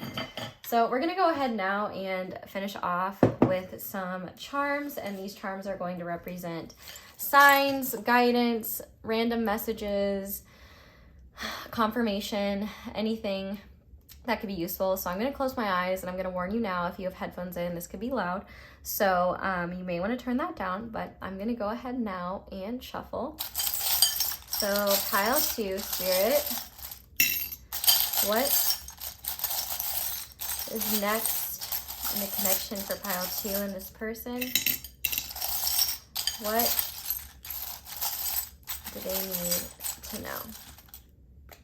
Okay, wow, we have a lot. All right. Probably more than I should have added, but that's okay. Okay, first of all, we have the Queen of Wands here, which I feel like is just the ultimate encouragement for you to stay confident and keep your eyes on the prize. Eyes on the prize. I also think that you're really just being encouraged to keep things lighthearted and stay confident in yourself, stay focused on what you want, and don't settle for anything less. We also have the Hanged Man here, so that's the second time that's coming out. I really feel like that's just encouragement to surrender to what you can't control and recognize the wisdom of the present moment, which you're already really good at doing. If you are worried that interference or thoughts or beliefs that are out of alignment could affect this connection, no, that it can't. So just surrender to what you know to be true and just let things flow as they will. Like, things are at a standstill right now, but that doesn't mean that things are going wrong. It just means that this is where things are meant to be right now. Yeah, and we have the 10 of Pentacles here. I don't really take reversals with these small cards. So I definitely feel like you guys are building up a powerful legacy. Their family could be significant in this connection, or your family. You guys could be like blending families, or they could see you as like part of their family. If you have met their family, or if they've met your family, I feel like there's a lot of approval there. But I feel like you guys are building really strong roots, and you should be confident in what you've already built and what you're going to continue to build. We also have Amber. So Amber could be a significant stone. This really makes me think of Freya, the goddess Freya, which I feel like is an encouragement for you to really be in your baddie energy, to just really embrace like who you are, like confidence in yourself, like sensual pleasures. But also, even though there may not be a whole lot happening, know that nothing has changed, in the sense that like how they feel about you hasn't changed, their energy towards you hasn't changed. Like, the circumstances haven't changed here. Things are still headed in the direction you've been expecting them to go in. Like, things are still headed into a good place. And we also have this ring without a setting. I feel like you are like the jewel for this person. Like, you are the missing like stone, or like the missing piece. Like, well, speaking of pieces, you're definitely a dime piece, that is for sure. They see you as one, but also it's like you're kind of the jewel of their heart and their eye and their life. Like, they think you're very, very beautiful, very handsome. And I feel like while things aren't set in stone right now, I feel like you're really being encouraged to just keep your eyes on the prize, because things are definitely headed there. And you're clearly overdue for some sharing of feelings. The fact that we have the shark here, I guess a shark could be a significant animal. But also we have, bottled up emotions. So I definitely think that you can expect emotions to be flowing more or opening up more. Like, they kind of have no choice but to start coming out. And also, don't be afraid of what you feel. And don't be afraid to share that when it's authentic and when it's right. I also feel like your person will be doing the same. I mean, your cards kind of indicated that already. We also have, we have Paris, which I mean is the city of lovers, right? The city of romance. So I do feel like wherever you are going, it is to a more romantic place. Like, that's where the connection is headed. But also, I think that maybe you guys will be traveling. Maybe France or Paris is significant in some sort of way. But also, this makes me think of something that was once unwanted becomes the most iconic and beloved thing about it. When the Eiffel Tower was first built, I believe it was for the 1888 World's Fair. Parisians were like, oh my God, get that iron bitch out of here. Like, we don't want her. And now she's the icon of France. And there's a lot of icons there. So, yeah, this person may have felt like at one point you were kind of unwanted, not because they didn't want you, but because they didn't want the vulnerability and feelings that come with being with someone that makes them feel that way.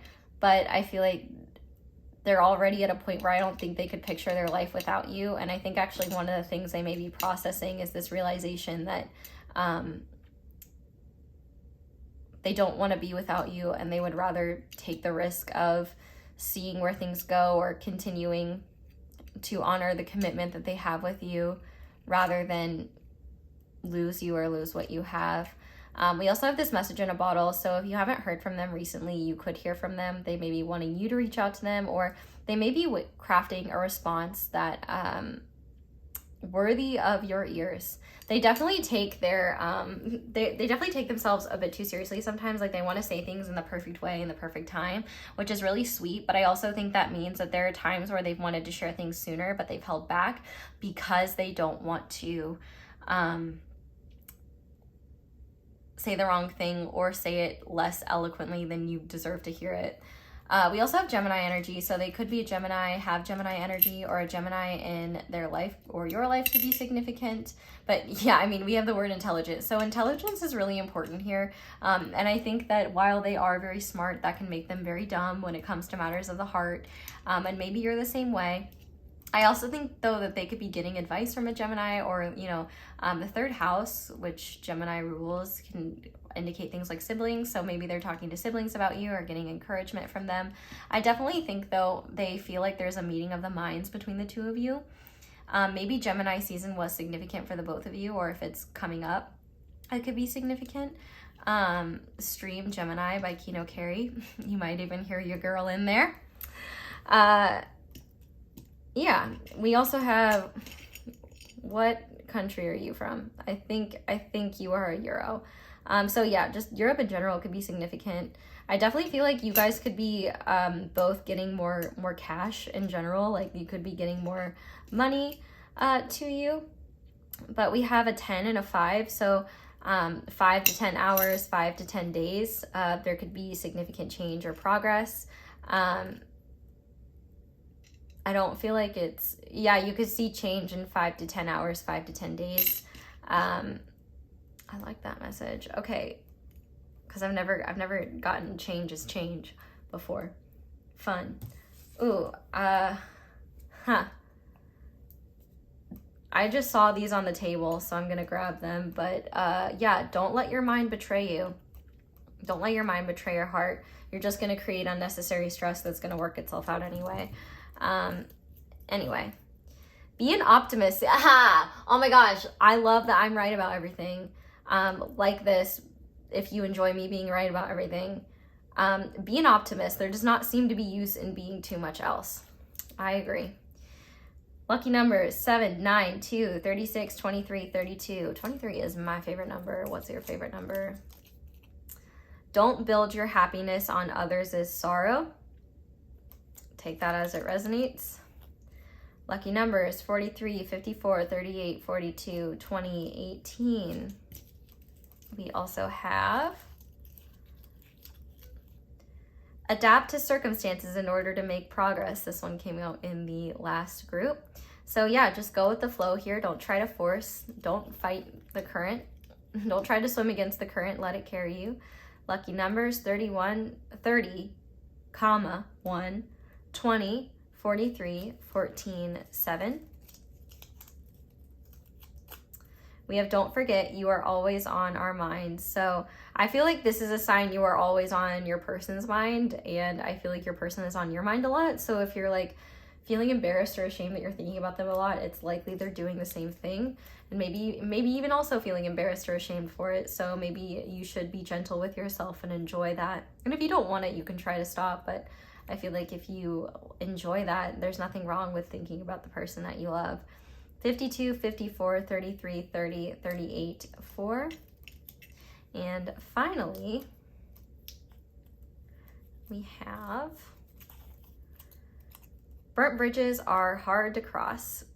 Take that as it resonates. It also came out in the first group. 17, 19, 4, 1, 47, 46. So pile 2.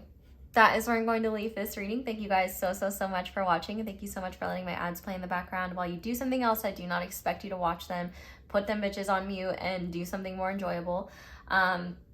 Thank you so much for watching and for letting me read for you. Thank you for liking the video, commenting down below, letting me know how it resonates, subscribing if you haven't already, clicking that little notification bell to be notified whenever I upload a new reading. Thank you for checking out my merch, my candles, social media, other videos, leaving a little likesy, you know, other jazz like that. But yeah, pile 2, that is where I'm going to leave this reading. Thank you guys so much for being here. I love you guys so much. I really hope you enjoyed this reading. I hope you have a wonderful day or night whenever it is that you're watching this video, and I hope you'll come back and see me again soon. Bye! Hi there, pile 3. Welcome to your reading, and thank you so much for being here. If you guys chose the gold stone star and the compass card, this is going to be a reading on what is next for the connection between you and your person, or the person you're asking about. Full breakdown of the reading in the intro. And if this does not resonate, not the reading for you, but it's okay if there's mirroring or if the situations are flip-flopped. That's totally fine, but try to find the one where you are on the left. That being said, I'm going to lay out your cards and then we'll get into your reading. Okay, so pile number 3, you are over here on the left with the 7 of Wands terrarium. We are 1 in reverse and cute dates and gifts upright. Your person's energy intentions are on the left. You're on the left. Your person's energy and intentions are on the right. And for that, we have the King of Cups, we have Spade, and we have I'm still recovering. And how these two energies and intentions are leading to what's next. We have the compass, which you picked. Your commitment is being tested in reverse. We have daydream, and we have finding truth. So this is a tough situation. I'm not gonna lie. I can see here why you're coming to a reading, and I just want you to know, like, you're safe here. There is no judgment, and I wish I could like hold you as I give you this reading, because I can tell that you might be feeling a little bit frustrated, or just like, I think there could be a lot of conflicting information that you are getting, especially from like spiritual content. Just a piece of advice that I feel called to give you, take it or leave it. When it comes to getting readings on the internet, especially general readings, I personally avoid any readings that come up in like a shorts or TikTok or Reels sort of format, because it's an algorithm feeding it to you rather than you choosing to watch it. So like a video like this, you have to choose to watch it, then you have to choose your pile. I guess some exceptions for that, like Aphrodite, I know, shout out to him, he's awesome. He does like shorts readings, but he'll have like 3 options in it, so you have something to choose. Basically ones where a message is coming at you and telling you something and it feels out of your control, and like there's something happening out of your control. That might not be what's best for you, and I'm not going to completely dog them all together. You know, some things work differently for people, and I'm not hating on them in general, but I would say for me, I avoid stuff like that because I feel like it can mess with my own internal compass, and it might be something that is messing with yours. That is why I like to do in-depth readings and be as specific as possible, so that you know that you're actually getting the reading you need, and also getting information from a place where it's ensuring that it has your best interest. I try to have your best interests at heart, and that's always my intention. So happy that you're here, and I hope that this can help create some clarity. But if that is not a message for you, just leave it. But let's start with your energy. So I feel like you are in a place right now where you're holding back a lot with this person, kind of out of frustration. Like in terms of what you're holding back, it's feelings and a desire to share more of them. The fact that we have the 7 of Wands here, I definitely feel like you want to progress this connection forward. I don't feel like you guys are in some sort of relationship or commitment. I would be really surprised if you are, and I would say that if you are in one, there's definitely some rightful feelings of feeling like you're being emotionally neglected or not getting what you need out of the situation. But I feel like for pretty much all of you that chose this group, this is going to be someone that maybe the lines are a bit blurry. Maybe this is someone that's just a friend, but there's deeper feelings. Maybe there have been feelings explored, or there's, you know, maybe some dating, but nothing too deep. I definitely feel like there are feelings here and a lot of vibes, and I see like a really warm energy between the two of you. And I see here you have the desire to be in like a formal commitment, to be a unit together. And I see you kind of fantasizing or desiring, you know, going on cute dates with them, like going on adventures together, and just having like warm, lovely times together where you just enjoy each other's company. Speaking of companies, you might work with this person, or be in an environment with this person where you guys spend a lot of time together. And one thing I will say is that this person does think you work well together. Maybe you guys live in the same building, or there's definitely some sort of proximity component here. And if you're not in an environment together very often, like if you met this person online or something, I do at the very least feel like either you knew them in person before you met them online or something like that, or maybe like when you're working, you have the opportunity to like talk to them a lot. Like even if you're not in the same place or working in the same place, like even the online aspect of it could be something where your workplace gives you the opportunity to connect with them, like especially if you're in different time zones or something. And I can just see you being in this place where you're pushing and fighting and wanting more, or wanting to do that but not having the courage to do so. There is this feeling of like feeling like you have to push or advocate for what progression in this connection or movement in the way you want it to happen. I feel like there is a bit of a grasping energy on your end where you feel like if you just allowed things to go with the flow, they wouldn't progress where you want them to be, and definitely not, and if they were to progress that way, it would not be as fast as you want it to happen. I feel like you really want to move things forward with this person, but there is resistance there, and I feel like that's incredibly frustrating for you. And I feel like you either have fought with this person recently or are holding back getting into an argument with them out of frustration. It feels like getting what you want is like you have to push for it or fight for it. And the one thing I will say is that if this person has made you a lot of false promises, if they've said that they plan on giving you these things, but they don't follow through, that is a red flag I would pay attention to, and say that this person is not very trustworthy. However, I feel like for the vast majority of you, that's not the case. I just will say for a select few of you, if this person like literally says, oh, I want you to be my partner, I want to take you on dates, like I want to do all this stuff, and like does that, and then is like, oh, actually never mind, or I never said that, or something like that. First of all, drop their address. I will do things in Minecraft on your behest, because that is some bullshit. But I feel like for the vast majority of you, that's not this person. I feel like where this person is at, I feel like they really, really care about you. And I feel like they find the time that you spend together to be very nourishing and nurturing. But I feel like you and this person are in very different positions. I feel like this person is coming out of a very heavy, serious, intense relationship that did a number on them. I mean, we literally have a shark in the distance. I feel like they are still recovering from a relationship or a past love experience that really did a number on them. And they're not really in a place where they're ready to open themselves up to love in a way where they can be a partner. I feel like they're definitely in a position where they're focusing on nourishing and nurturing themselves, but that doesn't take away from the fact that they do think you are wonderful. They love spending time with you. They love connecting with you. But I feel like if anything, they've probably been resistant to any sort of romantic conversation or engagement with you, because they don't want to give you mixed signals. Like I feel like they feel like you deserve, like if you're ready for something they're not, you deserve to have that.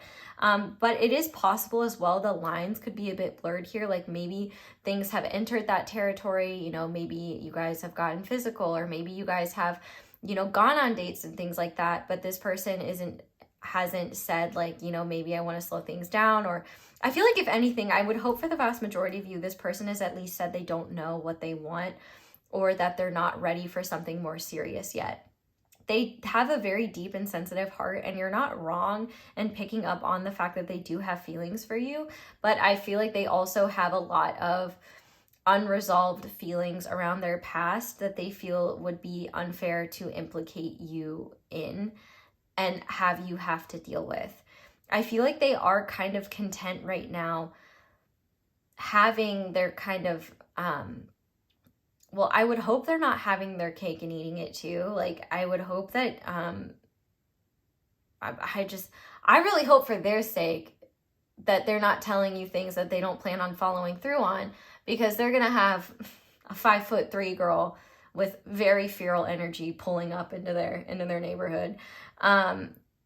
But if not, I feel like for the vast majority of you, this person has likely either been open that they can't give you that right now, or they're not ready for something like that. But I feel like they've also been honest, or at least alluded to the fact that that doesn't mean they don't have feelings for you. And I could totally see how frustrating that would be, and like how that would be confusing for you as well. And that's kind of why I brought up like the spiritual content thing, because number one, like if it is not helping you, if it's bringing you more confusion and a lack of clarity, don't watch it. And that includes me. Like if you're watching something from me and it is making you feel confused or disconnected from yourself or disempowered, do not watch it. That is never my intention when I make these readings. I can't speak for other people. But I would say that the vast majority of people are well-meaning and do have have good intentions, but what is for someone else may not be for you. And sometimes what we want and what is meant for us aren't always the same things. But the thing is that you have an acute enough intuition to know a lot of that. I feel like you just, I feel like there's a part of you that knows there's a reason why this person has resisted progressing things forward. If you guys haven't, either you do know because you've had conversations, or you have an idea, but there's a part of you that's afraid to face that because there is something wonderful about connecting with them. Like I will say, like they feel like you're a wonderful ally, a great friend, and somebody that they definitely deeply care about. Like make no mistake that they think you're wonderful. And actually one message that I was hearing that, you know, I've been leading up to, because I had so many other things coming through, is that they wish that they had met you before they got into this situation with this other person. I feel like they met you when they were already in this relationship with them, or in the aftermath of this experience. And I feel like it makes them really sad because they want to offer you something more. I definitely feel that, but their heart is very weary, and I think they know that they're not in a place to open themselves up yet, and they don't want to go too deeply and then pull the rug out from underneath you when they get spooked. And maybe they've kind of already done that to a degree. Like maybe you guys went on a few dates, or maybe things got flirty and then they pulled back. I definitely feel like this person emotionally is kind of on their own island, and there is kind of a like, I need to take care of myself, I need to nurture myself. I feel like they don't have enough to give to you as well. And I feel like what's really hard about that is that doesn't mean that they don't see you as like incredibly wonderful. But I can see that if they've been intentionally vague, that could be frustrating. But also I feel like, you know, maybe that vagueness could be read on your end as like mixed signals, or hot and cold. And so I can definitely see how you might be pushing for something more because they haven't overtly said that they don't want that. And I think that creates even more confusion on their end, because it's not that they don't want that, it's that they don't feel ready for it. It's like they're recovering from a broken leg and you want them to run a marathon, which I'm like, okay, this King of Cups person, that's a little dramatic. Like, I feel like they're asking you to walk to the ice cream shop and get a little sundae with them. I don't think they're asking you to run a marathon, but I do think that whoever this is, this person you're asking about, they are a very serious person, and they don't go into things lightly.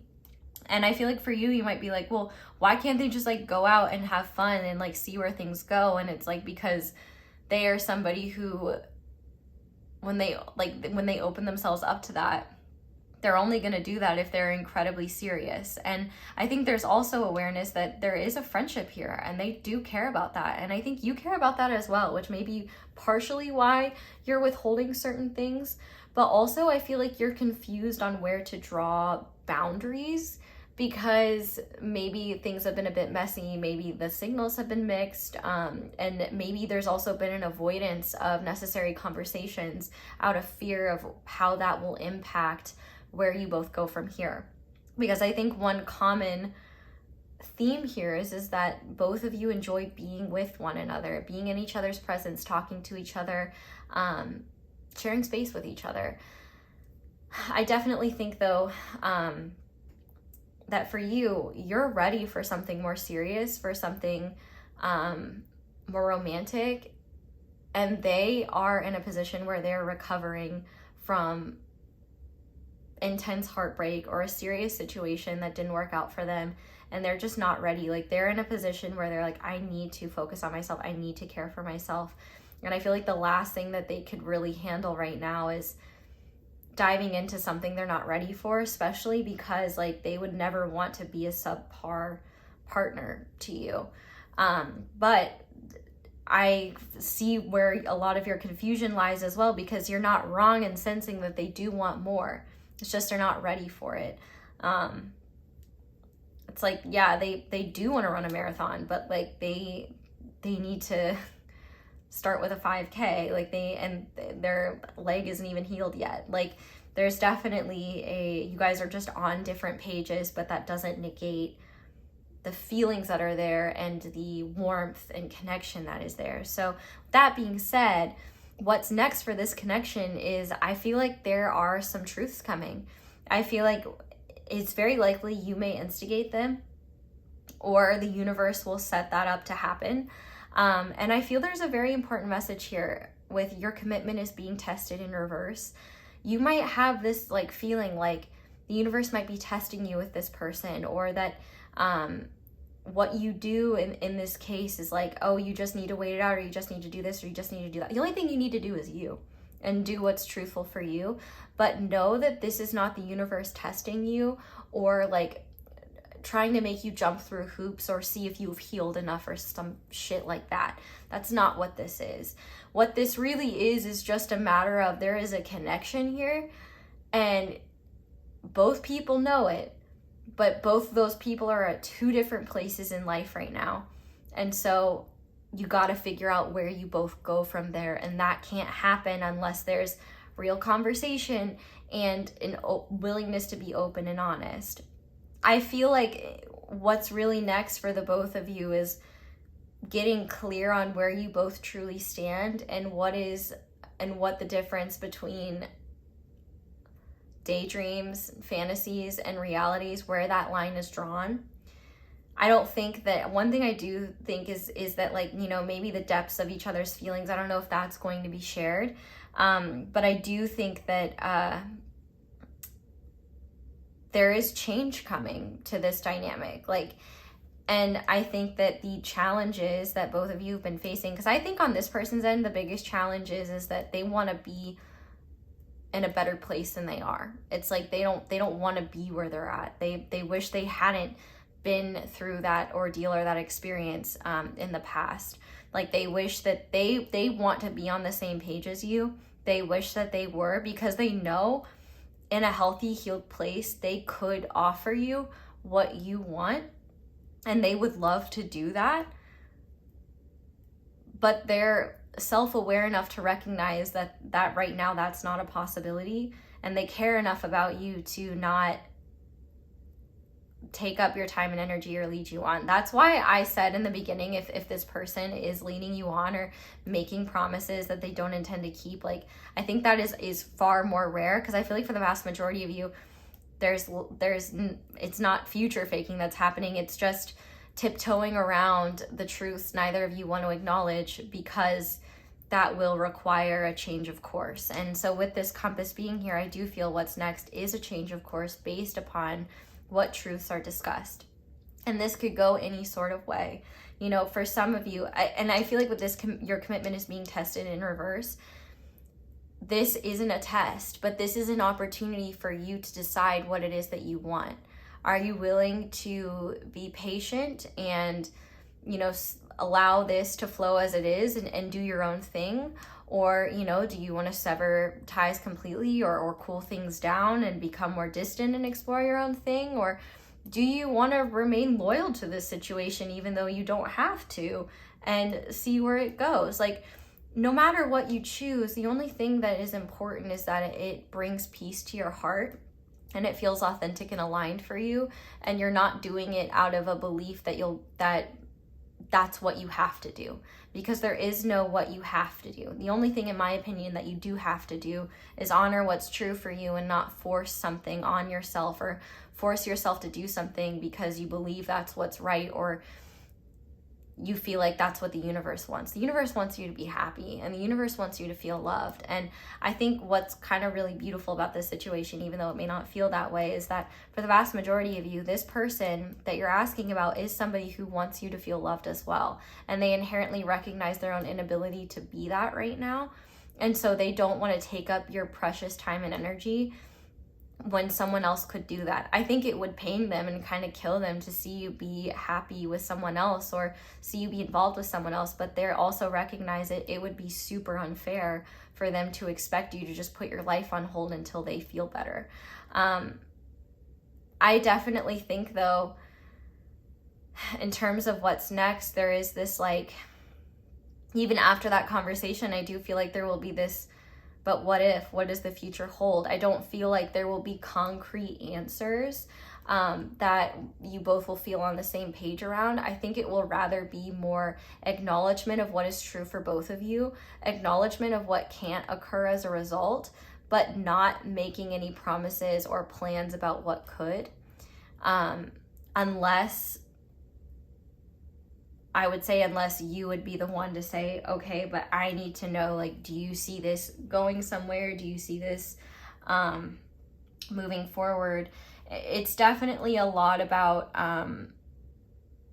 playing it by ear here. And I think also, because this is a general reading, where each of you are at and the level of self-awareness and sincerity of this person may be different.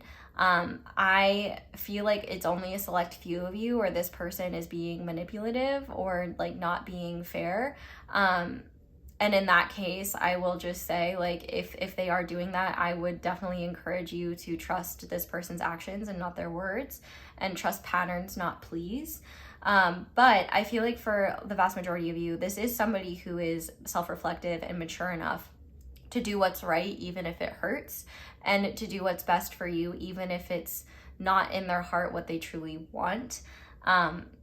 But I also do just want to validate, like, I understand why you would feel very confused and uncertain and be going back and forth, and also feel frustrated because, you know, there is a lot of spiritual content out there, and I don't think that that's necessarily a bad thing, but it can be a problematic thing when you're trying to get to the root of your own truths and you're having stuff fed to you rather than willingly seeking it out and getting as much nitty-gritty information as possible. So let's go deeper now into tarot and see what we can find out about this, because there's definitely a lot of questions I want to ask.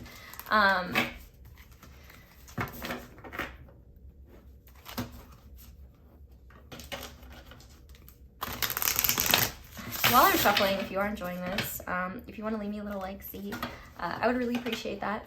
But also, you know, subscribing, commenting how it resonates, all of that is super helpful. So thank you to everyone who does that.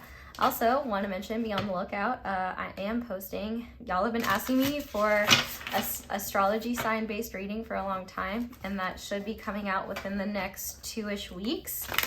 Very different format than what we're used to, so I'm a little bit nervous, but kind of excited.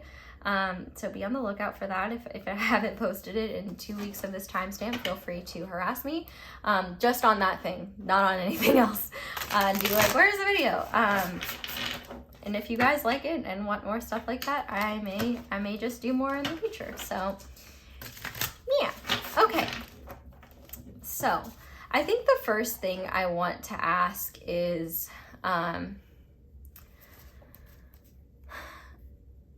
what is true and what is real about this situation that you need to know? So, what is true and real about this situation that group number 3 needs to know, please? Truth, clarity, conviction. What is true? The truth. You are seeing clearly, even though you may not want to admit it, that this person is holding back. And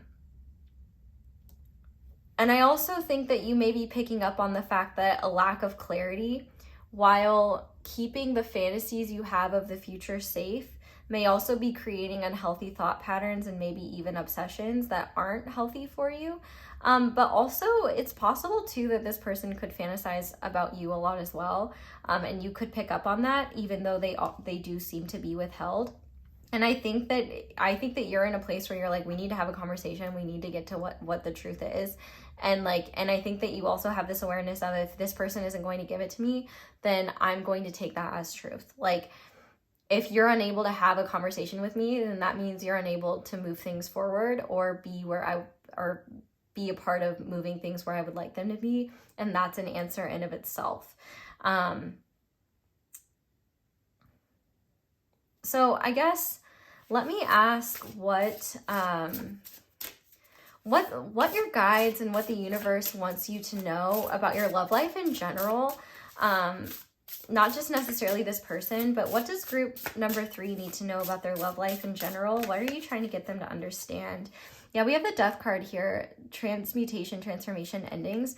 No matter what happens in this situation, the only thing that the universe is really trying to get you to look at is how your actions or willingness to face what you're afraid of can make situations less drawn out, less intense, less conflicting, less confusing.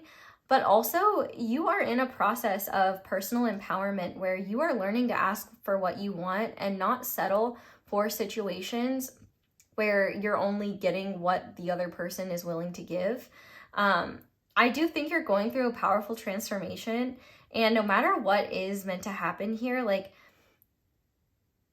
you are not meant to be stuck. You're meant to be free. And if you can't find liberation in this situation, I think it will actually feel quite natural for you to let it go or release it on your own. Even though you may not, even though it may be hard, it may be sad, and it may take time for your heart to fully release it or accept it, at the very least, you'll know when the time is right for you to look in a different direction if that's what needs to occur. But I guess I do want to ask what the potential is between you and this person of this becoming a more traditional romantic situation. So what would need to occur, or how long would it take for this other person to be in a position where they'd be ready to be on the same page as group 3? So we have the World. So I definitely feel like it'll take some time, and it's not something that can really be rushed or controlled. I definitely think that the timing length is different for everyone, but this person would definitely need to reach a level of understanding and healing that they're not at yet. The World is a number 21, and it's the last card in the Major Arcana. Let me just ask, where is this person right now when it comes to their heart and their healing? So okay, we have the King of Swords here. So I definitely feel like it doesn't give me like very many clear answers, but there would have to be something like this. Like, for example, this person could still live in a shared space that they had with this past relationship. They need to be in a place where they can firmly say what they want, what they don't want, and where they're at. which I do feel like to a degree they already do this, but this is also somebody who may withhold truths because they're afraid of hurting someone's feelings or losing connection that they already have. So like, for example, if you and this person have skirted around the truth, I could see why that would be frustrating. And also, like, I could see this person holding back, not only because they don't want to hurt your feelings or make you feel rejected, because they don't want to outright reject you, but also they're afraid of losing the connection you do have, because I feel like it is nourishing, it is healing, but they can't give you that in return. So it kind of makes me curious. And here's the thing too, I do feel like when this person, because this person will heal. It's just a matter of, like, you can't rush it. And, you know, that length of time is different for everyone. And there's also, like, external factors, like where this person is living, you know, how they're living their life, what the people surrounding them, their habits, their patterns, their routines, you know, have they moved on from this past relationship? Like, all of that plays into their ability to heal and move forward. And it's different for every single one of you. So there's definitely, like, it's one of those things where you can't really predict or can't really anticipate when that will happen. But I do think that ultimately, when they reach that point, I think that there would be opportunity and openness to see where things could go. Like, I don't think that you would leave their mind or their heart. And I think that there would definitely be sadness around, like, I think there will be sadness in the situation, I'm not gonna lie, no matter what, because it's already sad that, like, these feelings are shared. The both of you want to be more open and want to connect. It's just the ability to do that isn't there. And that is sad. And I think that there is sadness in doing what's best for both of you. But with that being said, I do kind of want to see if you choose to go your own way, or, you know, choose to open yourself up to new opportunities, you know, what other opportunities in love are there? What might happen in group 3's love life surrounding, you know, is there someone out there? Could they manifest it? What does group number 3 need to know about who could be coming in, or what opportunities are there? We have the Ace of Pentacles. So I definitely think that there could be some really solid options in terms of romantic prospects. This would definitely be someone who is more stable and less emotional, but they're still emotionally warm. They just don't express their emotions. They don't wear their emotions on their sleeve. This is definitely somebody who would want to take it slow, and somebody who is financially well off. This is also somebody who wants something serious and wants a grounded commitment. And they are somebody who, they may come off as a little bit dry, or they might appear unassuming, but they are a very unique person, and they are someone who's very dedicated and very loving once they get to know someone. And actually, you know, the fact that this is a pearl, this might even be someone that's a bit irritating to you at first. Like, not because they are trying to intentionally annoy you, but because you may not fully understand what they're about, and they might be kind of confusing. It makes me think of I am not by any means saying that you are like Kelly from The Office, but when the character Kelly from the TV show The Office is dating Daryl, and Daryl's like really straightforward, and she's like, ugh, he says what he means. Like, I don't get that. What game is he playing? Like, I feel like this person might be so transparent and straightforward that it might almost be like annoying, or it might be annoying that it takes a lot of time for this to blossom, which is actually really interesting. One thing I will say is that this isn't a test, but this is a protective parameter that it seems like your guides and your own higher self have around you right now, where you are not going to find a situation where you fall fast and hard with someone, and that is like all at once and all consuming. Because I feel like those are the exact type of situations that have left you hurt, that have left you not trusting your guidance, the universe, not trusting yourself, feeling jaded by love, feeling like it's all a sick joke. Like that is the sort of thing that is most harmful and detrimental to you. And I feel like there is a part of you that just really wants that because it's what's comfortable and it's what's familiar, but it's not what's safe and it's not what you need. And I feel like as you are undergoing this transformation, you're going to find that you actually crave more of that consistency and stability. And you're going to find yourself being less and less attracted to people like that. But there are definitely other opportunities out there for you should you choose to go looking. It might take some time, but the thing is like when you do start to open up to someone and they start to open up to you, there is going to be a lot of solid potential, a lot of positive experience. And they're going to be very straightforward and clear with you about what they want, about what they're looking for. It's going to be very similar to what you want. And I also think they're going to be someone who is really grounded and very like go with the flow, kind of chill. For some of you, they might be a little bit more type A, but even then they want to do what you want to do. They want to have fun. But a lot of what is fun to them is very relaxing and very gentle. Like they're not a very like rowdy person. The only time they really get rowdy is when they're working. Like they work really hard. They could have Taurus, Capricorn, or Virgo placements, or you could meet them in Taurus, Capricorn, or Virgo seasons. We already passed Virgo season if you're watching this when I uploaded. So the next season would be Virgo season. Which is end of August, moving into September. And Capricorn season is like the end of December to mid to late January.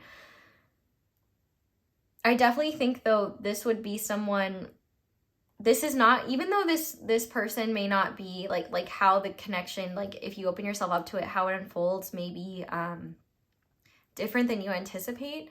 You will want what they're offering and you will see a lot of promising opportunities with them. This is definitely something where it's like, it's a very solid bridge that was built with sturdy materials and approved by, certified engineers. And this is somebody who will be very caring and protective of your heart and be the type of person who will put your safety and your interests first. And they definitely are like an acts of service, gift-giving type person. But I also would say there may be more than one person.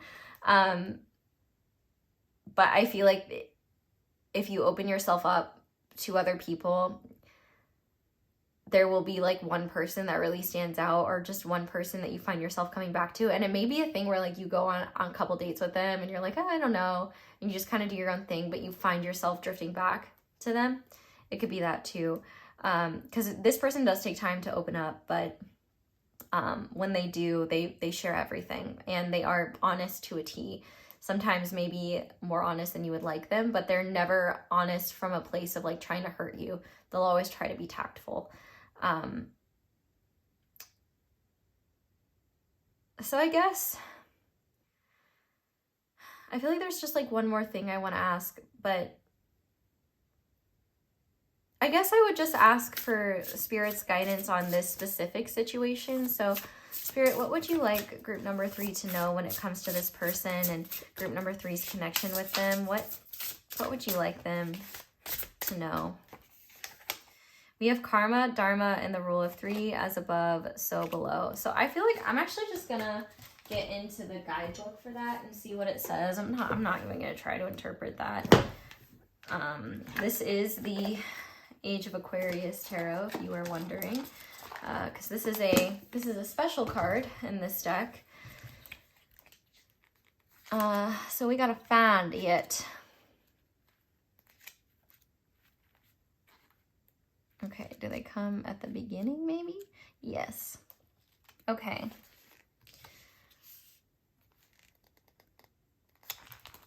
So introspection. Am I willing to let go of the outcome and trust in the divine hand of the universe? Evocation. I give up the fight and allow the mystery of the cosmos to unfold. I allow the spirit of the universe to make solid judgment calls regarding my life. The light, turning your gaze inward and forward, finding forgiveness for yourself and others, choosing to let go of the preferred outcome. Yeah, I feel like you're being encouraged to let go of the outcome you want and instead focus on the truth that will serve you best. Okay, this is tiny, so I'm going to have to hold this up. Sorry if you can't see it. There is no doubt that divine intervention exists. There are many stories of intervention from sources beyond this 3D reality, helping those in moments of unpredicted upheaval. The less talked about part of the spiritual intervention is that of the cosmic or universal laws which quietly rule this plane of existence. We do not possess the ability to reprove souls who have caused us irrevocable lifelong damage or deep trauma. Pray for them when people make decisions, understand the potential repercussions that will exist after that, and still allow themselves short-lived gratification. Ooh, that's a roast. And I don't think it's a roast about this person, but it could be a roast about, unless they are one of the worst of the worst that I described. But I do feel like, you know, this person is in like an intensely karmic situation with whoever messed with them. And I feel like there's spiritually, like, the universe does not want you dealing with that. The universe is symbolically characterized as a single eye. The eye is chosen as its symbology because the universe or higher consciousness sees everything. It sees who you are at home, behind every closed door, and deep inside your heart. When a person strikes down another, the universe is a witness to it. Though it is a human trait to want to witness judgment take place, we're often not allowed to be witness to divine judgment because of its karmic nature. One of the divine judgments is called karma and dharma. Karma is the accumulation of adverse consequences based upon your actions and behaviors in this lifetime. Okay, but I actually disagree with this. Karma isn't inherently negative. And you don't have to operate within the confines of it. Karma's counterpart is dharma. Dharma is the positive accumulation of good deeds, also seen as blessings or good luck bestowed upon a person throughout life. So, I mean, I don't know. I'm inherently going to call that out and say karma is not negative. I thought dharma was more like your life's purpose, but I'm just some dumb white girl on the internet, so what the hell do I know? And oh my God, don't come after me and be like, hey, so you said you weren't going to be self-deprecating. I am less self-deprecating, and like that wasn't even that serious, okay? Give me a break. Okay. The second type of intervention is the rule of three. In my opinion, the rule of three is one of the most sacred laws ever written about, and it's the author's opinion, not mine. That which you knowingly and intentionally wish upon another will come back to you by the power of three. This is why it is important to catch feelings of jealousy or anger or stop negative behaviors like gossip and bullying right away. This does not take action immediately. You are given many opportunities to change before it casts its judgment. However, once the decision is cast, though you might not suffer its consequences at the moment, the decision travels down 3 generations within your family bloodline. That's intense. Take that as you believe it. If the judgment does not fall onto the person who caused the damage, it will fall onto their children or grandchildren. Words are spells. Be mindful of that which you speak out into the universe. Okay, so I take back what I said about myself. Fine. The last law that I want to speak of is as above, so below. Simply put, whatever happens on Earth is also reflected in the astral plane. This philosophy has been documented since the Emerald Tablets were crafted thousands of years ago. In other words, not only do you create your reality, that reality is reflected on the Earth plane and the afterlife. You ultimately cultivate your soul's judgment. All people can choose how they want to live, and with that power comes responsibility. The universe is watching every word and action taken against you. It will be there to protect, guide, and discipline all. It is your decision on how you want the universe to work with you. Understanding, embracing, and implementing the teachings around these laws within your life will bring blessings, abundance, and divine protection into one's life. Okay, so I think I just displayed an excellent example of how you can take into account something outside of you, what it's telling you, and also not take it as truth. There were things in that description that didn't align with my belief system, and I didn't want to feed onto you as ultimate truth. If they are your ultimate truth, baby, take them. Name them and claim them. That is your business, and that's up to you and the universe. But also, you know, that's just an example of how you don't need to give what's outside of you ultimate authority of what your truth is. So yeah, I definitely feel like know that the universe is never working against you or trying to test you in a like, oh, let's see if you know what you're doing way. Like, you're not being punished, but we can keep ourselves in situations that feel like a punishment because of what we want to happen. And the beautiful thing about the truth is that it sets us free. So let's go ahead now and get your charms and just see what wants to come through here. We're going to use this to look at signs that are significant, random messages, guidance, really anything. I'm going to close my eyes, and headphone users, you may want to turn the volume down. Could be loud. So pile 3. What signs, guidance, messages do you have for pile 3? Thank you. Okay. Well. Okay. So we have melancholy.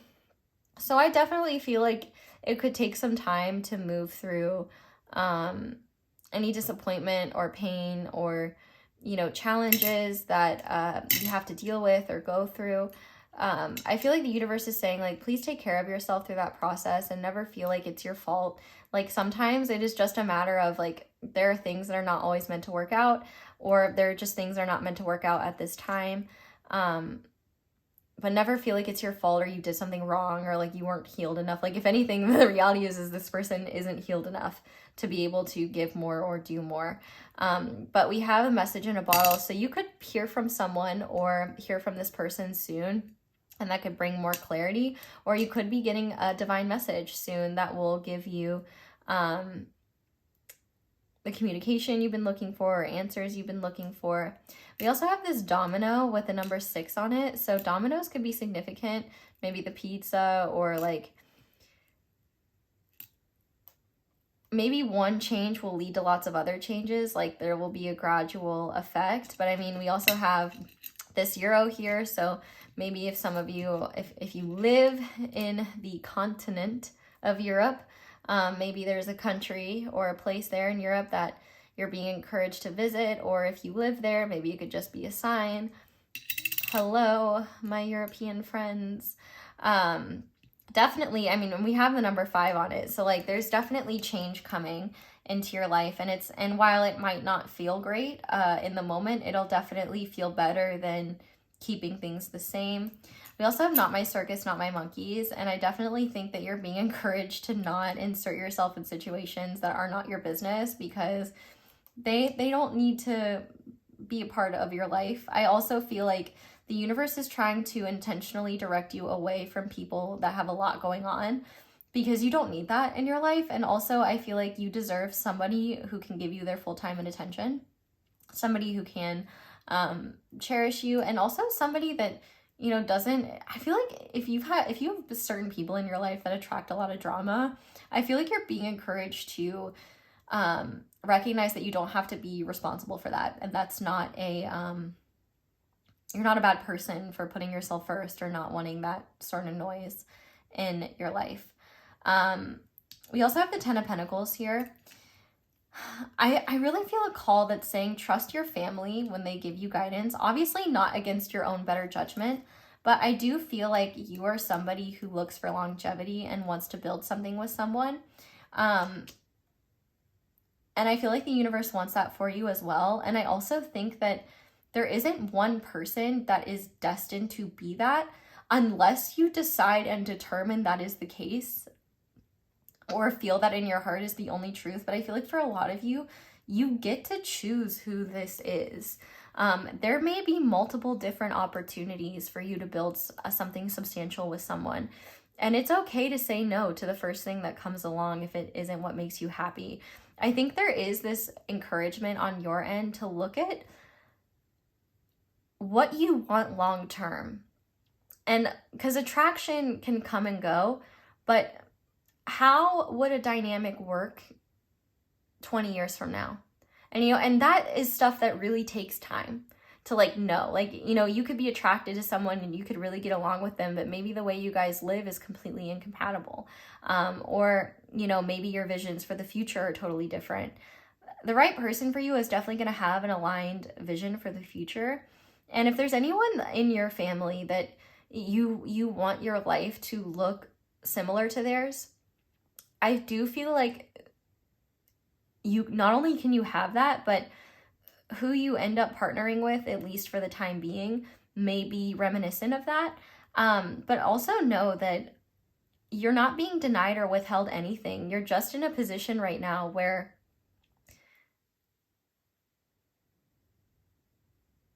you're not able, okay, you know how in a pinball machine, when the things hit the pinball, it doesn't always fall into a hole or do some cool thing. A lot of times it goes up and down and you just got to keep hitting it. You know what I mean? And so I feel like in that case, like, you're being propelled where you need to go, but sometimes you're not going to reach it all the way, or sometimes you need more propulsion, or sometimes, you know, life is a journey. And I feel like the universe is really wanting you to not feel like because the journey might have twists and turns, you aren't anticipating that it's a punishment, because it's not. There's really, you have such a rich soul and such a beautiful perspective of the world, but also this deep belief that there's something wrong with you, or maybe that's not for all of you, but for some of you, I definitely feel like you think that there's something wrong with you, or there's something you still need to prove. And the universe is asking you to stop and just breathe and realize, like, the grass doesn't have to work hard to grow. Trees don't have to earn anything in order to be there. Like, you're part of nature. You have just as much of a right to be here and exist and enjoy what life has to offer as anybody else. You don't need to spend your time and energy feeling worthy of the space you take up. You already are. And draining your energy that way is not going to help you. It's just going to make you feel lost and make you feel like you're being punished, when the reality is you're not. You're just allowing, you're honestly giving yourself punishments when you're not setting those proper boundaries and doing what you truly need.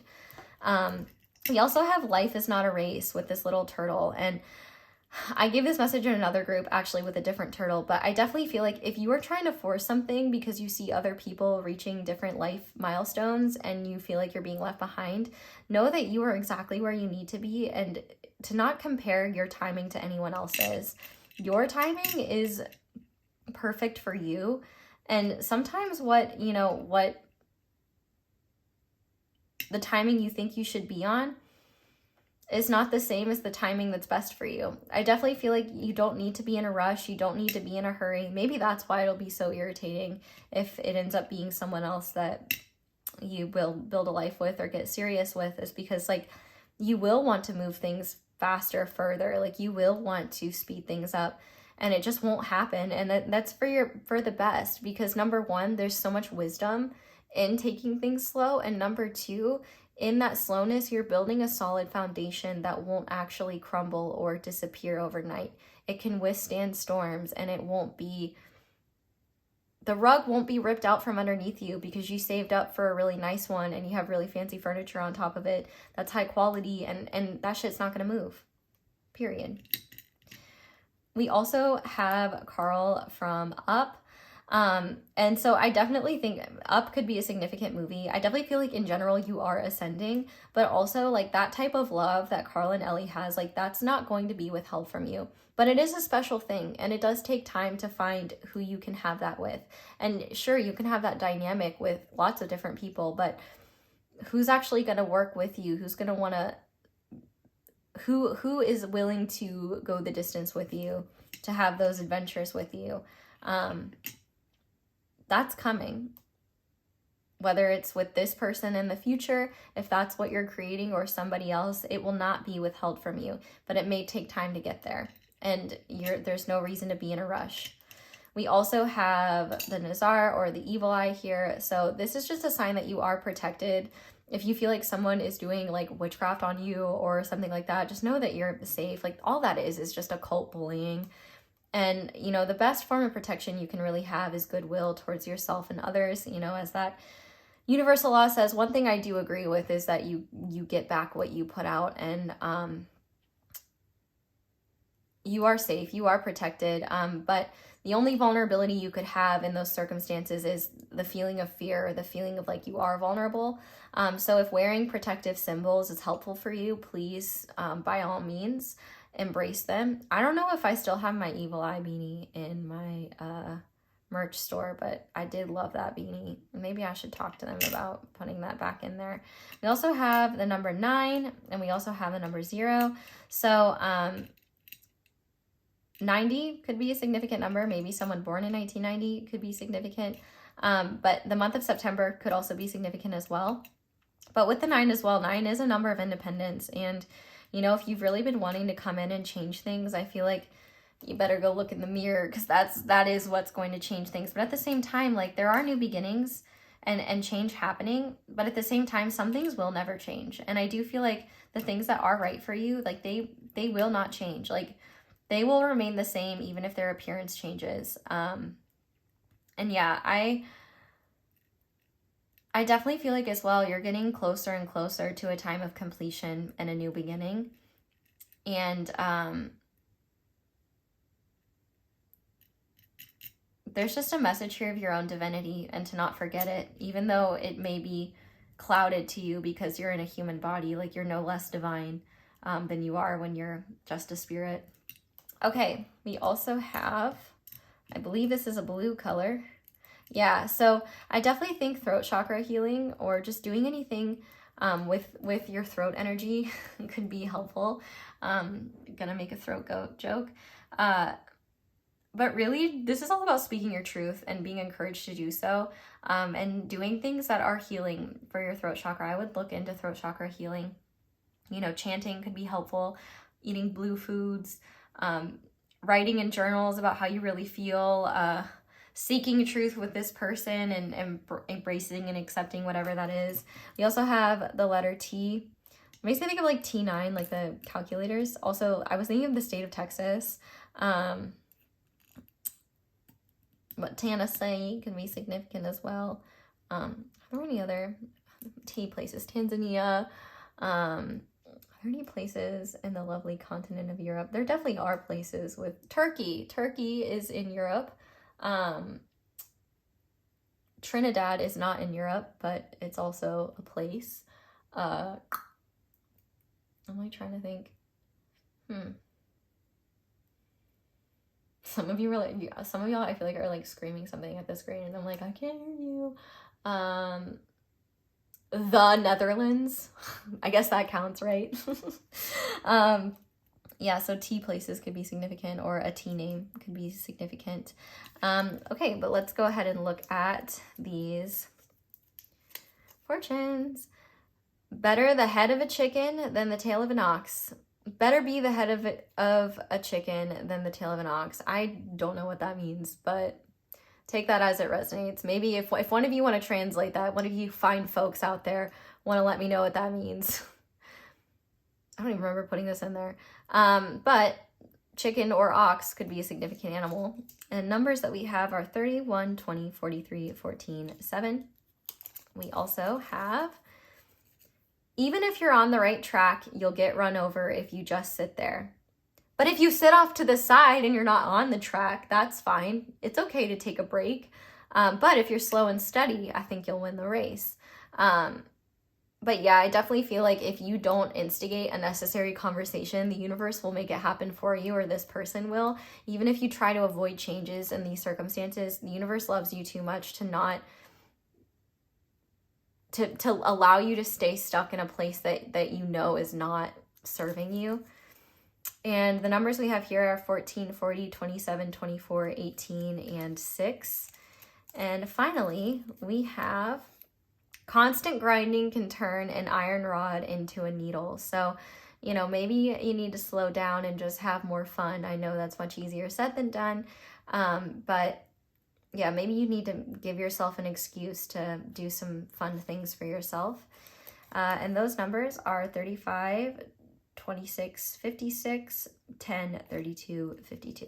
So pile 3, that is where I'm going to leave this reading. Leave me a little evil eye if you made it to the end of this reading. Thank you guys so much for watching, and thank you for sticking with this message with me. I know it may not have been the easiest message to hear, but I hope that it was a great practice in accepting truth, and truth not because it hurts, but because it is meant to heal and empower and do what's best for you. I love you too much to not tell you what is coming through. So thank you guys so much for watching, and thank you so much for letting my ads play in the background, because the truth is that is the simplest and easiest way to support me and show appreciation for my channel. I don't expect you to watch them. Put them on mute and like do something way more interesting. Silently rebel. But if you'd like to support me in other ways, liking this video, commenting down below, letting me know how it resonates, subscribing if you haven't already, being sure to click that little notification bell to be notified whenever I upload a new reading is also really helpful. Thank you to everyone who leaves comments. I will do my best to respond to people. And just show love and support. Thank you for everyone that makes the comment section such a kind and supportive place. If you'd like to support me in other ways, candles, merch, check out other videos, social media, all that jazz. But yeah, that's all I have for you guys. I love you so, so, so much. Thank you so much for watching and for letting me read for you. I hope you all have a wonderful day or night whenever it is that you're watching this video, and I hope you'll come back and see me again soon. Bye! Hi there, Pile 4. Welcome to your reading, and thank you so much for being here. If you guys chose the green aventurine 4-leaf clover and the clover card, this is going to be a reading on what is next between the connection with you and your person. So I'm going to go ahead and lay these cards out, and then we'll get into your reading. Okay, so Pile 4, you are on the left, your energy and intentions. Your person's energy and intentions are on the right, and how that is creating what's next as a result is in the center. If this does not resonate, please pick a different group. If the energies are flip-flopped or there are and you see yourself in both, that is absolutely okay. That is indicative of mirroring. But if ideally you want to find yourself in the left side, because that is the you part. If things are hunky-dory between you and the person you are asking about, if things are going well, this is not your group. If you have been through some stuff with this person, this is your group. I'm seeing a couple of different scenarios, so I'm gonna follow them as I go. If one I don't say, I'm saying just be patient with me, because there's a couple of different situations here. So you are showing up in the 8 of Swords, birth, and defensive, because I have been hurt. So I can definitely see that you are in your head about this situation and feeling maybe a bit trapped by it. I definitely can see there's a lot of overthinking and a lack of certainty around what is true for you. I can definitely see as well that you are feeling defensive about yourself and towards the other person, and it seems like you're aware that there's either opportunity for something new to be created with this person as a result of what has transpired, or you know that things need to change in your life personally and need to change in how you and this person relate to each other. And you are in the process of creating that change, becoming a different person, becoming a newer version of yourself, creating something new. And it's not easy. I can definitely see you're having a hard time trusting yourself and overthinking a lot. And when it comes to your person, it definitely seems like they're taking a time out and kind of healing and recovering from something. It also seems like whatever occurred or however they behaved was a bit different than they usually behave, or was kind of shocking for them, or how the fallout of this occurrence happened is shocking for them. It definitely seems like they are very appreciative of what you showed them during this, though. So let me say what I feel this could be. So one scenario, this person could have done something to hurt you, and that led to some sort of conflict that basically you pushed them away or became defensive or set up boundaries or realized something has to change because this is not cool, this is not going to fly. And as a result, that made the person you're asking about realize that they need to heal, they need to take time for themselves and kind of take a time out and kind of heal and change. Or you could have done something to hurt this person, maybe intentionally or unintentionally. For some of you, I did just hear like BPD, like you might struggle with like borderline personality disorder. I'm not diagnosing whatsoever, but I did just hear that. So, you know, you could be working on that and, you know, maybe said or did something that wasn't true to your heart, but was, something that you did that you're feeling very like, ashamed of or embarrassed about, or, knowing that you hurt this person. I'm not saying that that is the case. You'll know if that's for you. And I do just want to say, like, totally, it is a beautiful and admirable thing to work on yourself and to take accountability, and to do your best to evolve.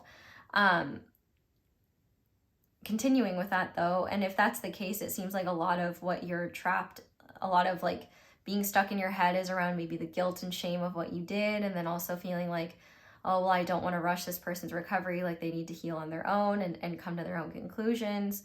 But you may just be worried that you've messed things up, and this person, and if that is the case, like if you were the one that created the problem, I definitely feel like this person doesn't hate you. They do need time to recover, but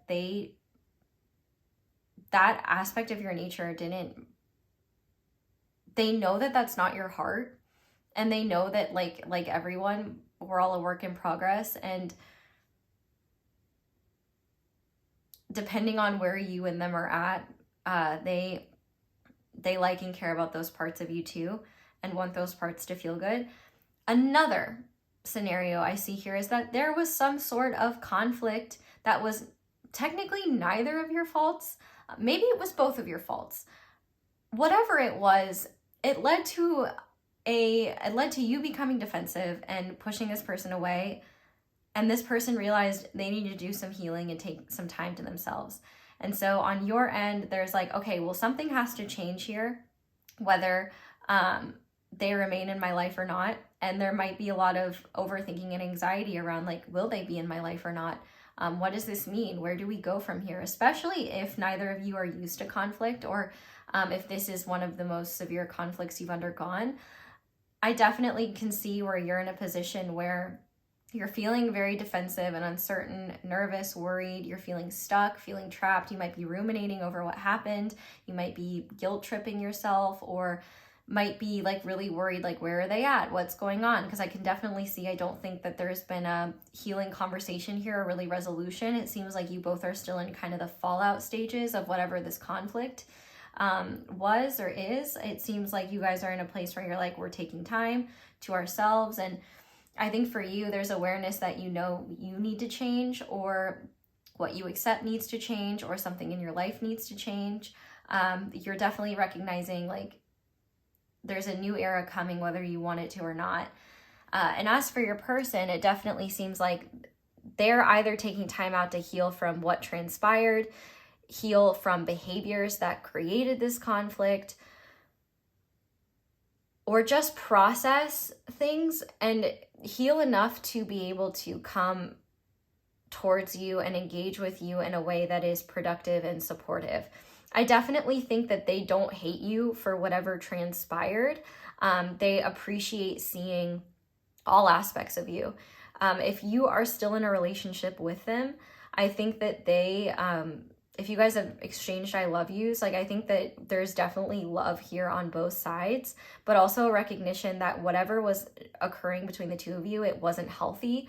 Like something needed to change, and it kind of seems like there was a tower moment of some kind that brought that awareness to the both of you, because it seems like maybe you guys wouldn't have acknowledged it otherwise, and it would have been something that just got worse over time. And I think the thing is that this may not have even been intentionally toxic. Like it may have been just, something that maybe you enabled one another, or maybe like, you had a dynamic that while was comfortable and felt good, maybe you were codependent with each other to a degree that wasn't healthy, or, maybe you were both losing your senses of agency. If one of you was, if this person was the one that created a lot of the problems, I definitely think that they feel very grateful for the fact that you've seen their worst, and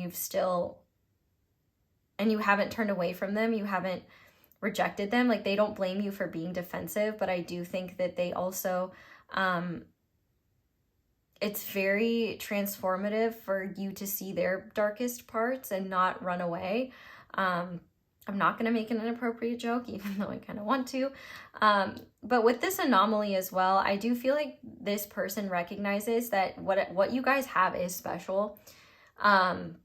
Whether it is something that can be sustainable as a romantic relationship or not, I feel like that's up to the both of you. But what you do know is that you guys do have like a connection and there's mutual respect there. And whatever transpires, I feel like they recognize they want to treat you and the connection they share with you with the courtesy and respect it deserves. And that extends to them needing to respect themselves.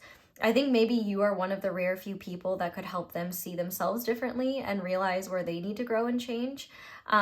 Although, if you were the one that maybe was the instigator of more harm here, if you did more of the damage and they're the ones healing from it, I do feel like they recognize that that is a rare thing for you and not something that's intentional. And I feel like whatever, if it was on your end what occurred, I feel like they know that that's not your heart, and that was something that was authentic to you, and it's something that happened, but they know it's a rare occurrence, and it's not something that they're like, oh, I hate group 4 now. If anything, I think they recognize their own need to like heal and process that and just have some space. But I also think that they don't judge you or hate you. But I do think that in their own healing, they are trying to process things, and they may not know what to say to you quite yet. And if this is a mutual thing, I feel like they're glad that things came to a point where the truth came out. I feel like they also recognize they may be someone who isn't used to being in a situation with somebody that gets this serious, or where a circumstance has to be faced head on. I feel like this person is used to running or used to avoiding, and maybe you are too. And so this situation came to a head because it was time, whatever avoidance created or whatever this dynamic created that wasn't helpful for either of you, it led to some sort of conflict, falling out, chaos, breakup, broken hearts, whatever it may be. It led to some awareness that y'all needed to take some time apart, or y'all needed some space to process, or y'all needed to separate literally for the time being, or break it off for the time being and work on yourselves.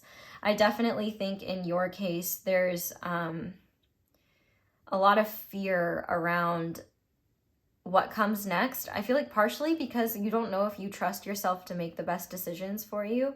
And I feel like if your person was the one to create the majority of the harm in this situation, I feel like you would understandably be defensive around them, because you don't want to, because number one, you want to ensure you're protecting yourself, and number two, you may not know if they truly are healing, they truly are changing. And I feel like also it may be as well, just to protect your own boundaries, you may be somewhat defensive. Maybe they said things that really, maybe they gaslit you or said things that made you really doubt yourself. And I feel like all you know is that things have to change. You don't know how they need to change, and there's definitely a lot of fear and uncertainty around that. I feel like you're also in a place where you don't know what to do here. I feel like you're kind of stuck in analysis paralysis, really wanting resolution, but also fearing it at the same time, because it means facing what has happened and facing truths that might be scary to have revealed. And for your person, I definitely feel like they're either recognizing that they need to heal in order to be a better person to you. They need to heal in order to process what occurred between the two of you, or they need space so that they can gather their bearings and reflect and understand their role in things and where you both go from here. So hopefully I have gotten the vast majority of the interpretations on the table. But in terms of how this leads to what's next, I do feel like what's next is that you both are working on yourselves. However, I will say on your end, there is more focus on your person. I feel like your person is either focusing more on themselves because whatever happened between the two of you was the wake-up call that they needed to heal and change. So part of this analysis paralysis could just be that you're worried about them and their well-being and worried about what will happen. But also I feel like your person, no matter what happened, is doing a better job of kind of giving themselves mental rest and recognizing they're not going to get all the answers that they want right now. Because partially those answers, those have to be collaborative and you have to discuss them together. But also, another interpretation that we have that I didn't mention is maybe this is a newer thing, or maybe this is something where the two of you want to come together, but you're both wounded from past experiences. And maybe that's led to conflict, or just has led to taking space from one another out of fear of things escalating further. And so for you, there's a lot of fear knowing that something new could be born, but you're feeling defensive and not wanting to open up out of fear of being rejected or hurt in a similar way, and just being worried that, you know, what you are hoping for won't pan out. And on your person's end, it could be that, you know, they feel it's rare to connect with someone like you, and it's rare to meet someone who makes them feel like they can be safe to be themselves and makes them want to heal, makes them want to grow. And it's like, okay, I need to take some time to myself to figure out if this is something I really want. And I feel like they're also afraid, you know, like when you reach that level of connection, you see everything about a person. And so there might be fear that that aspect of them will be rejected.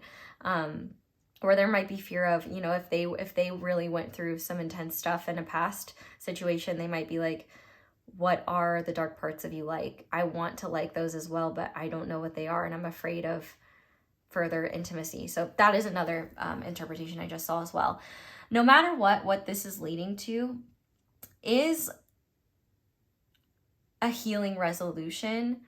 And that resolution is going to heavily depend on what it is you both need, whether that is to go your own separate ways, whether that is to decide to remain friends, whether that is to continue a relationship or still try a relationship with the intention of the only way like this relationship will continue and you both will be aware of this is if things change and you both put in the work to make things change. I definitely see you both recognizing where your dynamic was unhealthy and where you need to have more independence so that you can have a healthy dynamic. I definitely think that there's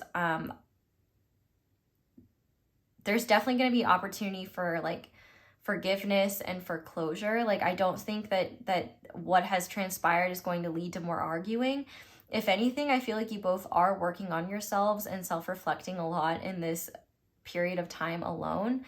And that is leading to the opportunity to create something different, whether together or separately. But no matter what the case is for all of you, there is emphasis on, okay, we do need to change. We do need to be more independent. We do need to do things differently if this is going to work, because it's not going to work doing what we were doing before. I definitely feel like, though, neither of you want to hold grudges here. And I think both of you do see this situation as being powerful in terms of revealing what was once unseen, but definitely something that has left you both a little bit like in your heads, feeling uncertain, nervous, and kind of scarred. And maybe neither of you caused those scars, but maybe they reopened wounds or just are particularly sensitive. But I do also want to mention we have the Clover here. There's good luck surrounding this situation. And one thing that this card talks about is believing in miracles. And so I feel like if both of your hearts are still in this relationship or still want to try to make something work here, I feel like as long as you continue to try and make it work and work with each other, that is absolutely not only possible, but this could, if that is the mutual goal, this occurrence could be one of the best things that's ever happened to you both, because it's the catalyst for a healing, sustainable relationship that's healthy for you both. And you might still be grateful for this situation in the future, because even if you choose to go your separate ways, there is going to be that realization that this occurrence is what taught the both of you what you needed and how you needed to grow in order to relate to people in healthy ways. I definitely think neither of you will hold grudges against one another, and I feel like both of you already forgive each other.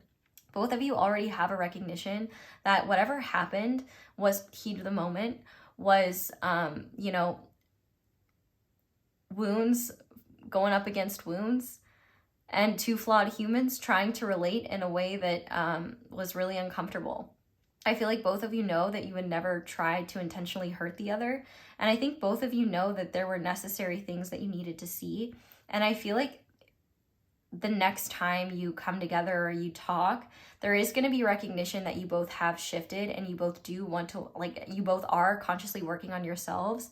And at the very least, you want to work on your dynamic, or you want to maintain a dynamic that ensures like mutual respect and ensures, you know, like you're doing right by one another. I definitely think as well there is fear and hesitance around seeing the good in situations. And I do think that whatever happens next will lead to both of you seeing some of the value and some of the good of what could occur from this experience. But I think it's understandable that both of you might have a hard time seeing that right now. You're definitely both in your heads and processing, but the thing is you're a lot more in your head. I think your person is really trying to rest. They might be sleeping a lot. And depending on the circumstances, they could even be like in rehab or literally be sick, and just really needing to heal. I feel like for you though, you're feeling kind of haunted by the situation, and there's a deeper need for answers, especially like, because number one, if you are, you know, maybe the one who's more at fault for causing harm here, and I'm saying if, I'm not saying you are, this is not a condemnation, you may just be feeling really guilty and not know like where this other person is at and if they'll forgive you and if they know that's not your heart. And I feel called to say, like, I know this isn't your heart. And one of the hard things about being human is that we can't just isolate the parts of ourselves we like. Like, we are complex creatures with, you know, nature and nurture aspects that shape us. You know, we have traumas, we have wounds, we have things that we've healed and things that we haven't. We have biases, we have belief systems that may or may not always be helpful. Like, we got a lot going on in one bod and in one mind and in one heart and in one spirit. And I definitely think that you may judge yourself on the worst of your actions, but the important thing is that you recognize them and you grow and change, like, and do what you can to, and forgive yourself in the process. I feel like self-forgiveness is like a big theme for you. But if this other person was the main instigator, or like, you know, the main source of like harm here, I feel like you just may be overthinking, well, not overthinking, but being very like stuck in your head about it, because it's like, well, if they want to work on things, like, how do I know they're really going to change? And are things really going to be different? And are they really sorry? Or are things my fault? Like, did I do things that were wrong? Like, you might be taking an unnecessary amount of responsibility, especially if, for example, like substances were involved here. Like, for example, you know, maybe the person you're asking about was inebriated, and so they said and did things that they didn't really mean. And obviously, like, maybe now if this is a situation of abuse, I do think that, you know, you do need to do what's best for you no matter what your heart is telling you, because nobody deserves to be in that situation. I would really hope that's not the case. I would just hope that, you know, this is just toxicity coming to a boil and making itself apparent so that you can move forward in a healthier way. But I think, you know, whatever it is, like, things do need to change. And I do think you know that something new is coming, but you're afraid of what that new looks like. Will it be new with this person or without this person? Will you attract the same type of circumstances? Will you be a different person, or will you be the same?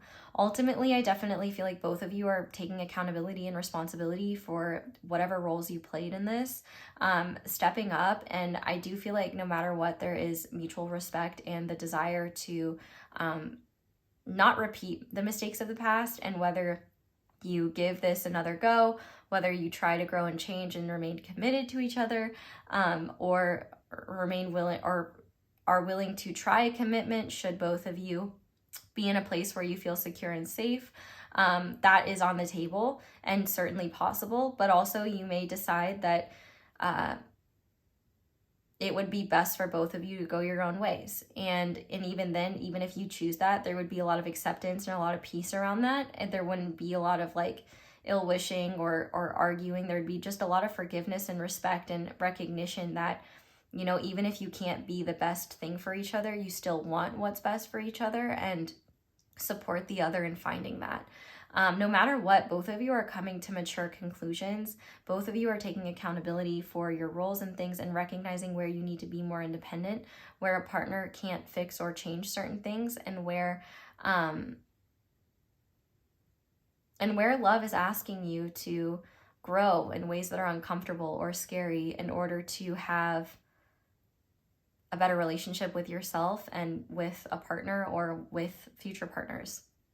So if that resonates, we're going to go ahead and get into the tarot now. And this is really interesting. Well, first of all, I just want to say, like, I'm sorry for whatever you've had to go through, and I'm sorry for your person as well. Like, this is definitely this is very hard, and this is an aspect of relating and relationships that's not ideal, but there can be good that comes from it. And you don't have to see that or find that if you don't want to. And I don't want me commenting on that to be an invalidation of the challenge of whatever experience you're going through. Please don't take it that way. I don't mean it that way. I feel like no matter what, though, both of you do have genuine hearts towards each other, and both of you do want what's best for one another. And I think that's very beautiful, and it's really resonant of the genuine intentions you do have with one another, you know? And I think that both of you really, really care about not only being better and doing better, but also forgiving one another for when you're not able to be better. It feels like an awkward point to self-promo, but if you are enjoying this reading, or at the very least feeling heard, leave me a little like if you want to see more videos like this. Thank you for everyone who does. Thank you for everyone who supports me in ways like subscribing, commenting, letting me know how it resonates, letting the ads play in the background while you do something else. Mute them. I don't expect you to watch them. I'm not a monster, but I'm trying to think of what I want to ask here, because I definitely want to do what is best for you. And because there's a lot of different scenarios I'm seeing here, I'm trying to think like what is the best perspective to go off of. So I guess I'll just ask how this energy of what's next is going to manifest itself in the 3D. So how are these overarching energies going to manifest themselves in pile 4 and their person's world, please? Wow, okay, yeah, so we have the 9 of Wands, boundaries, fortitude, resilience, and can we clarify that? Can we clarify this, please? Okay, we have a Naked Lady, so I need to put some, and not to say she doesn't look wonderful, because she does, but my corporate overlords will not let me reveal. So you guys, so what is happening next is that you guys will be at a crossroads. And I definitely think that there will be some like walls up in the next conversation or the next meeting, however that manifests. But ultimately it will be something that you guys work together to make a decision of what's best. And I what I want to say too is that there's a purity in how you're both approaching one another. I don't think you're going to hide from each other the effects of how this experience has impacted the both of you. But I also think the both of you are going to acknowledge like how powerful it is that you guys are able to come through on the other side of whatever this is and still want the best for each other. You guys are going to have to come to some hard decisions, and you guys are going to have to redraw the line, like what boundaries look like, and make the decision of, do you want to keep going? You know, is this a situation that makes a new experience in your relationship / connection, or breaks this relationship / connection in a way where you move forward? So I actually want to ask what it is you need to know should you choose to go your own way, and what it is you need to know should you choose to try again or heal what's occurred, or, you know, continue forth in the connection just doing things differently. So what does group number 4 need to know should they choose to go their own way and depart from this connection with this person? Okay, and for that we have the 5 of Wands. And what does group number 4 need to know should they choose to work on their connection with this person? Okay, we have the Empress here. So, because this is a general reading, I want to stress that you know what is best for you better than I do. I feel like for the vast majority of you, you want to work on this connection and you want to try and improve it. And I do think that the universe is saying that like this is possible. The only thing that I would say just as a personal thing is if this is a situation where once again ABUSE has occurred, if you have been ABUSED'd, that is something where I would really encourage you, no matter how hard it is, to really do what's best for you, because you do not deserve to be in a situation like that. And you don't have to forgive that. I mean, I guess you can, but like that is also something where, you know, if that ever happens again, like please like do not stay in a situation like that. But I don't feel like that is the case for the vast majority of you, because I deliberately do not read about circumstances like that. But I feel like if this was ABUSE, I don't think it was really conscious or intentional. Maybe it was just a way of relating that one or both of you didn't know was like that. And if that's something you can forgive and not repeat, then that is something that, you know, it's up to the both of you how you do that. Although I would recommend the book Why Does He Do That by Lundy Barncroft if you are healing from past experiences of ABUSE. And, you know, some of you might get, you know, a little bit uncomfortable with that title because, you know, it's not just men that are abusive. But actually, he talks about why that title is there. And I feel like it's a very important person. Well, he is an important person, done powerful work. But it is an important book that I think everyone should read about the nature of ABUSE and about how, you know, excuses like mental health and things like that, you know, it's a very powerful and profound book that I think every single person should read at some point in their life, because it's very illuminating, and I think it has and will continue to save lives. And you might find closure and healing, maybe not with this person in this situation around it, but maybe past experiences.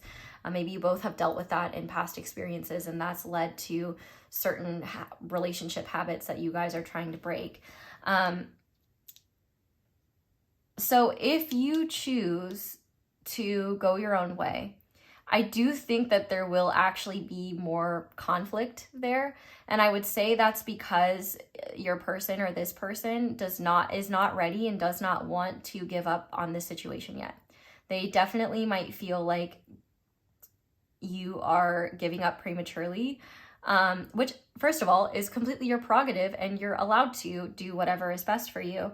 But I also think that it will be an unsatisfying break. Like with the 5 of Wands here, you might feel very like in two minds about it and feel very uncertain about it, where maybe you're choosing to walk away, not because that's what you really want, but because you're afraid of facing the truths that you've uncovered. But also you might find that there are just a lot of challenging feelings when it comes to moving forward. Like you might feel really insecure, or you might find that you really care about what the other person's doing. You might be really attached to that. And there might be a lot of frustration and tension and lack of closure in choosing to walk away. However, that doesn't mean you shouldn't. If it feels like that is what is right for you, do it. I feel like the universe is just wanting you to know that it may not feel like a relief at first or at all. It may be a begrudging, challenging, hard thing that you have to fight yourself to do in order to do what's best for you, if that is what's best for you. I trust that you know what's best for you. And you might find as well that that could lead to some sort of dynamic where you both are trying to prove you're okay, or denying certain feelings, or avoiding them, or leaving certain things left unresolved because it's too painful to go back over. I feel like they're just wanting you to know that just because those feelings manifest doesn't mean you made the wrong decision. There's really no such thing as right or wrong, as long as the only time you're making a wrong decision is when you're making a decision where you know that you will be harmed or put yourself in harm's way.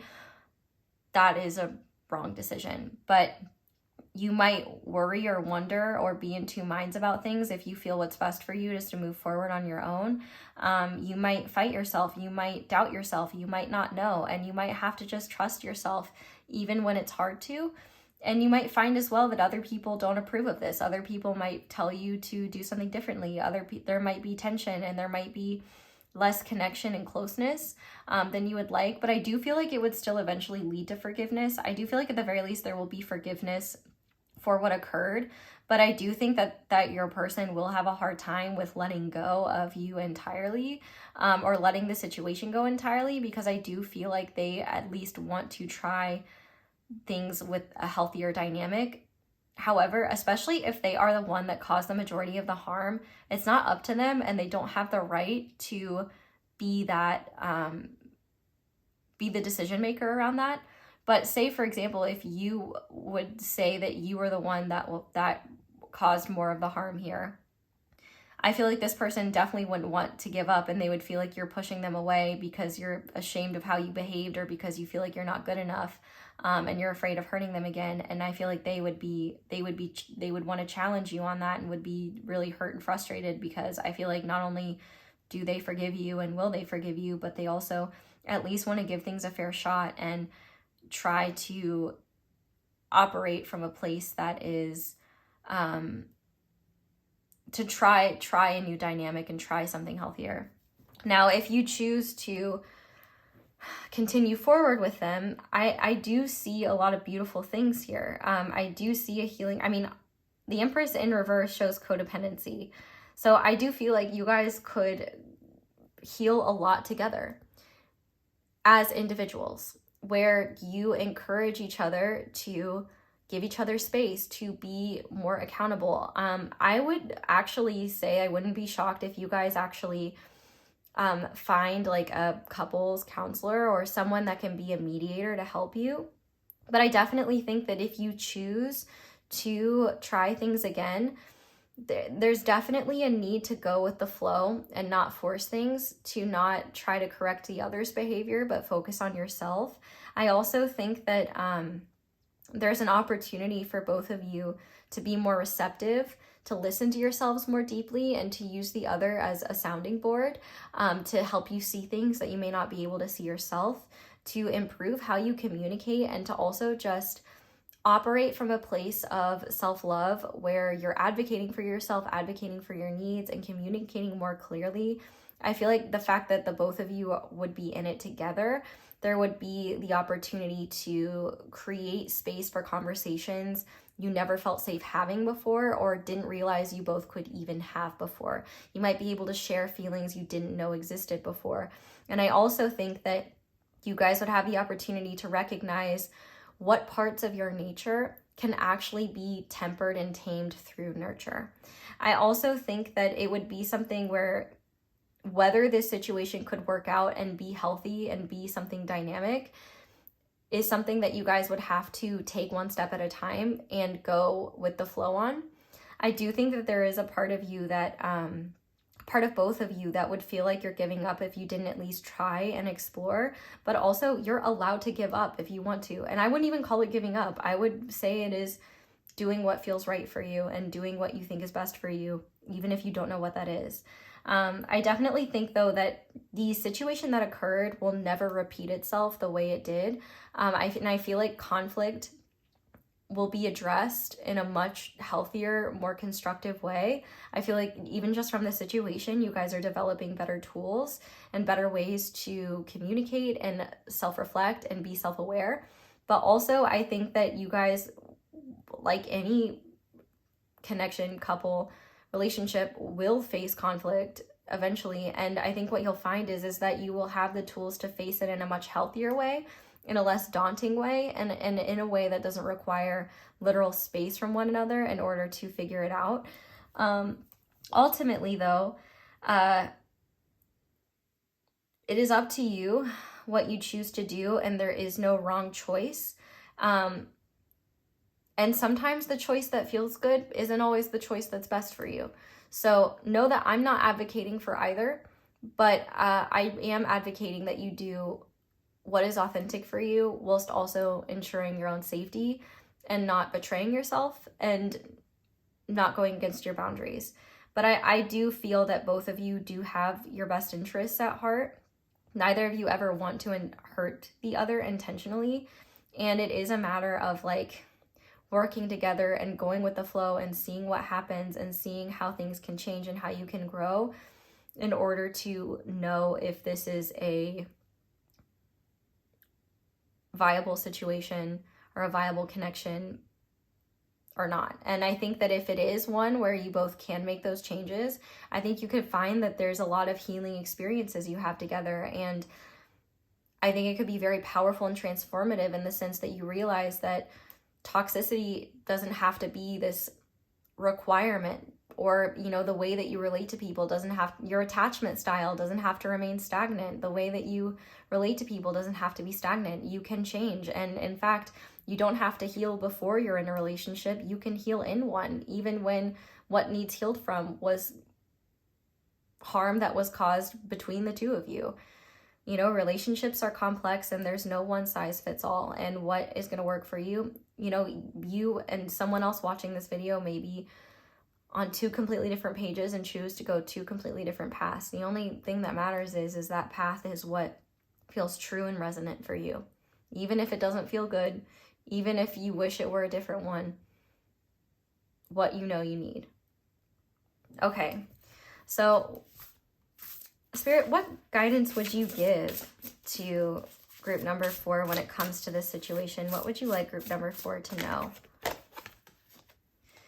We have the Two of Pentacles here. So I really feel like Spirit is encouraging you to not feel like you have to make a strict choice immediately. You know, I definitely think that you're being encouraged to find balance within yourself and recognize your own imbalances. But also, I feel like you're probably not going to get a lot of certainty and clarity until you're able to sit down with this person and talk more. I feel like they're also saying you'll know you need to walk away if they are unwilling to make balance change. If you're the only one that is willing to change, if you're the only one taking accountability, then that's when you know you should just go your own way. But I feel like they do want you to know that a lot of what you believed about yourself to be just the way you are, or just the way things are, just the way relationships are, the universe is giving you the opportunity to see that it can be different and that you can be part of that change. And not only that, but you can find healing through changing with another and creating balance, should you want that and should you be open to that. And this situation is one that's not going to resolve itself immediately. It's going to require a lot of adaptability and a lot of trial and error, and learning from choices, and having an environment where you both recognize that, you know, you may not always make the right choices, but you respect the other's ability to make your own choices from your own free will. And the side effect of that is that you also trust one another to learn from those choices if they yield an outcome that isn't supportive to you or to the both of you. I definitely feel like there's patience required here, and it is going to be kind of a dance. You guys are going to have to work with one another and be willing to, you know, be patient with that process, because it's not going to resolve itself overnight. It's going to require, you know, diligence and consistency and communication and a bit of awkwardness and a bit of uncertainty, but you're in it together, and that is an element of teamwork. But if you do choose to go your own way, I feel like the universe is telling you that, number one, that's okay, but number two, you might not get your footing immediately. It might feel weird. It might feel awkward. You know, you may very well have to grieve what is no longer there. It may take time for you to find your footing. It may take time for you to figure out what's best for you, and it may take time to adapt, but that doesn't mean it's impossible. As long as you can be gentle with yourself and accept what is, rather than trying to know for sure what the best thing to do is, and instead just, you know, figuring it out in the moment and making adjustments accordingly, I feel like that is what will be best. But also, this is a process you have to have patience with. And while it may be frustrating that you don't get immediate resolution,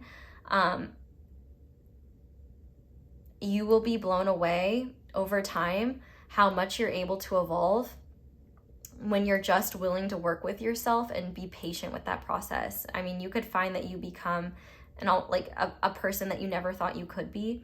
And it was just a matter of believing that you could and being open to the idea that with enough patience, care, and tenderness, time in that process will do most of the work. So I want to finish the tarot portion off by just asking if we can get any clarity, like how can you get out of your Eight of Swords energy, or what information or clarity can Spirit provide for you that might help? So what clarity or information might support pile 4 in their Eight of Swords energy, or what can they do to get out of their Eight of Swords energy? So we have the Queen of Wands here, and I really do feel like you're being called to, and I know this might be hard, but to really stand up to yourself. I definitely feel like one thing that this situation has created is an opportunity for your inner demons to get the upper hand and really start to run with narratives that, even if you know they're not true, they're starting to almost feel like they could be. And I feel like the universe is really asking you to remember who you are, and remember what you're about, and remember your spirit, remember your true nature, and recognize that you are so much more than you believe you are. I'm feeling like I'm thinking a lot about the Hunger Games, the books and the movie. Katniss Everdeen, she is depicted in a deck that I have as the Queen of Wands, and I would argue she's probably too young to be a queen.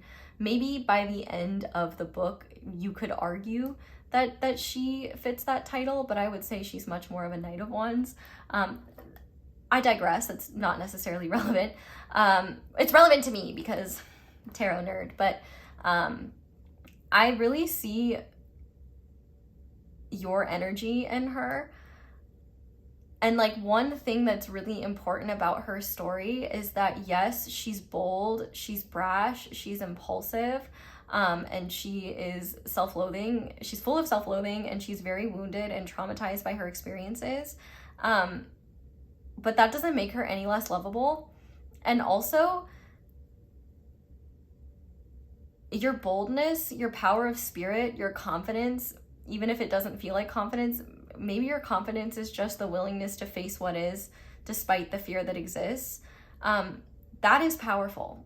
And the impact that you have doesn't always reflect how you feel while you're doing it. And I think that one thing the universe wants you to remember is that your mind is not in control of you. You may need help getting out of it, but this is the Eight of Swords, not the Nine of Swords. So there are methods that you can employ to get out of your own head. And I feel like the universe is encouraging you to talk to people that you care about, to not be alone and isolated. I don't think isolation is what's best for you right now. And to do things that make you feel good, you know, take pictures of yourself, have a friend take pictures of you if that's something that makes you feel confident. Just do things that make you feel good and confident, even if you don't fully believe it. I think that if anything, you just need to get out of your own energy and get out of stuckness and be more dynamic, and also validate and recognize how brave it is to see things that are uncomfortable, to go through challenging and traumatic experiences and come out on the other side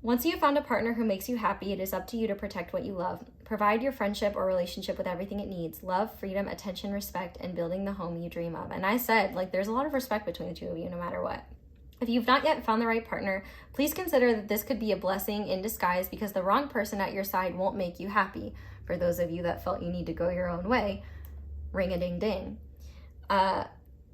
We can still experience joy in life when we are on our own without relying on romantic partnership to fill us with bliss. If we focus too much on finding happiness, we miss wonderful moments in our lives. Everything has its purpose. Everything has its time. Every second in our life has passed. That has passed is past and will never be repeated. So be happy and radiate happiness to attract good fortune in your love life. Obviously, it's a lot easier said than done, but the attempt is noble nonetheless. So that is, I'm so glad that I used this deck and that the Scarab Beetle came out, because I definitely think that is a significant symbol for you. I also think beetles in general could be significant, and maybe there's a Beatles song that has been playing a lot, or that will come through as a message for you. We also have the Rose Quartz Heart, which is, to me, a message of unconditional love that exists. And remember, unconditional love is not about sacrificing yourself for someone else. Unconditional love is about doing what's best for you, no matter what. Unconditional love starts by putting yourself first. And you can love someone unconditionally and still choose to walk away. You can love someone unconditionally and choose to work on the relationship. But unconditional love is not martyrdom. It is not self-sacrifice. It is not putting up with less than you deserve, what doesn't make you feel loved, in order to love someone else the way they want to be. Because unconditional love also recognizes that someone that operates from unconditional love will not want someone to stay in a situation with them if they're not getting what they need. Unconditional love wants the best for all parties involved. And I like the Corinthians quote in the Bible, love is patient, love is kind. Love does not boast, it is not proud, it simply allows and gives. You know it. Well, and if you don't, you can Google it. I clearly don't. But that's because I was saved from religious indoctrination, because my brothers played sports growing up. Well, and I also did sports, but yeah. Okay. Shout out to sports. See, sports were a blessing in disguise for me. I used to hate being dragged around everywhere, going to hockey rinks in the middle of winter. They were all loud and everybody's yelling, and I'm cold and I just want to go eat and I can't eat. I gotta spend my weekend in some random bumfuck town. But guess what? I'm grateful for those random towns now, because they saved me from a lot of religious doctrination and religious shame that I did not feel, because we never had time to go to church because it was sports time. So thank you, sports, for being a blessing in disguise. Okay, we also have the Page of Cups, which I really love here. I don't know why I'm talking like this, but honestly, I'm really enjoying it, so I'm not going to stop right now. Page of Cups. You can definitely expect an apology, a lot of sweetness, a lot of communication. I definitely think whatever next conversation happens between you and your person, going to be a lot of sweet feelings, a lot of, well, let me say bittersweetness. I'm going to stop now. Bittersweetness in the sense that, like, you hate that whatever occurred is like what it came to, but I do think there's going to be apologies, and a lot of, like, kindness and generosity towards one another. We also have the number 2, so 2 could be significant. I'm thinking of the phrase, it takes 2 to tango. The number 222 could be significant. Maybe you'll hear from them 2 hours, 2 days, 2 weeks. I think 2 months would be a little bit extreme. Even 2 weeks is a little extreme, but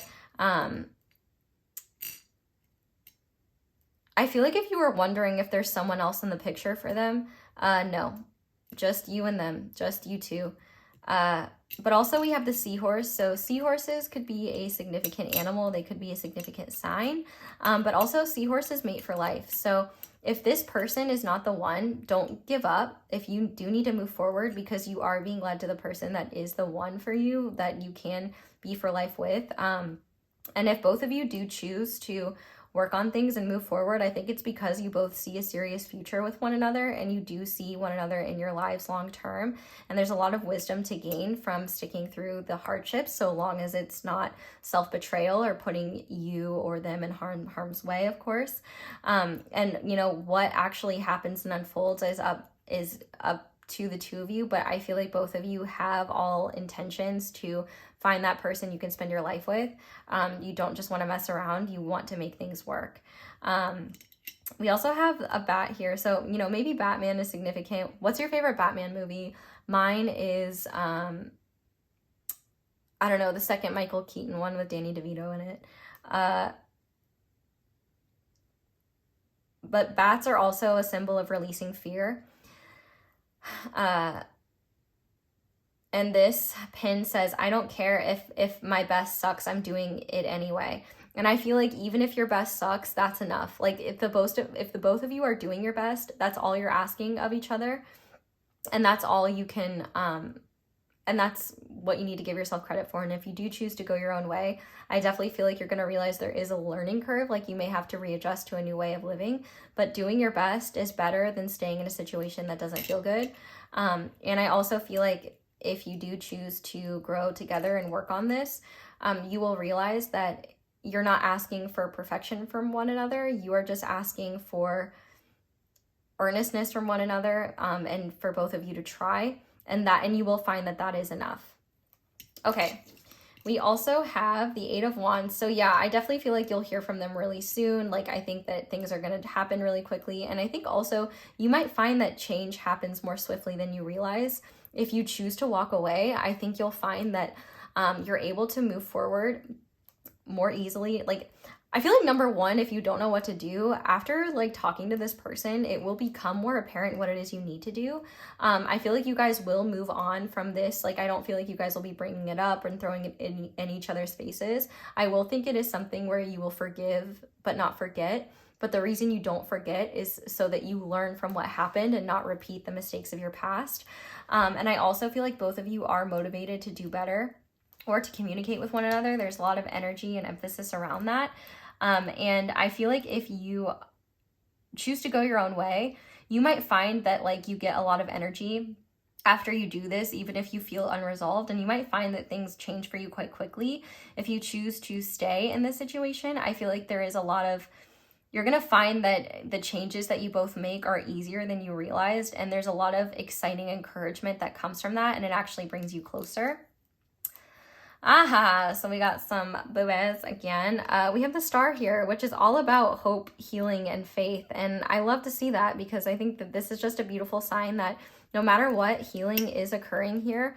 And to have hope in this situation and where the both of you end up, no matter what that looks like. And, you know, I did mention earlier, like there may have been a tower moment here, and the star comes after the tower. So that is just a beautiful sign that there is healing coming, and that while this situation may have been hard, you're both going to be better people for it. You're going to understand yourselves better, and you're going to have a higher perspective and a satisfying perspective. If you don't have it now, you will one day.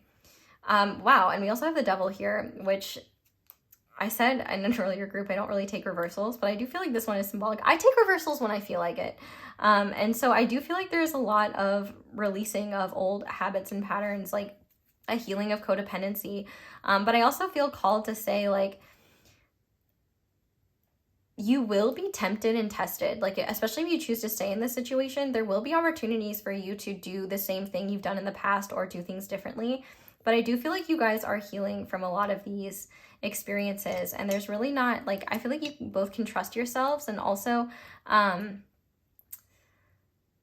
feel like there will also be recognition that it's not you against each other, it's you against what you're trying to overcome. We also have this cupcake here. So cupcakes could be significant in some way or another, but I also think that there's just a lot of sweetness between the two of you. And yeah, whatever cakes mean to you. It's making me think of the movie Bridesmaids and Kristen Wiig's character who had like cake baby. I don't know, maybe there's some significance in that movie for you. maybe some messages that I don't get. I've actually been thinking about watching that movie recently. Maybe I should. But maybe you're being called to watch that movie. It might have a message for you, even if it's a really small random one. Or just cupcakes in general. Maybe you'll see a seahorse on a cupcake and it'll be a sign you're on the right path. I don't know. But finally, we have one little fortune here.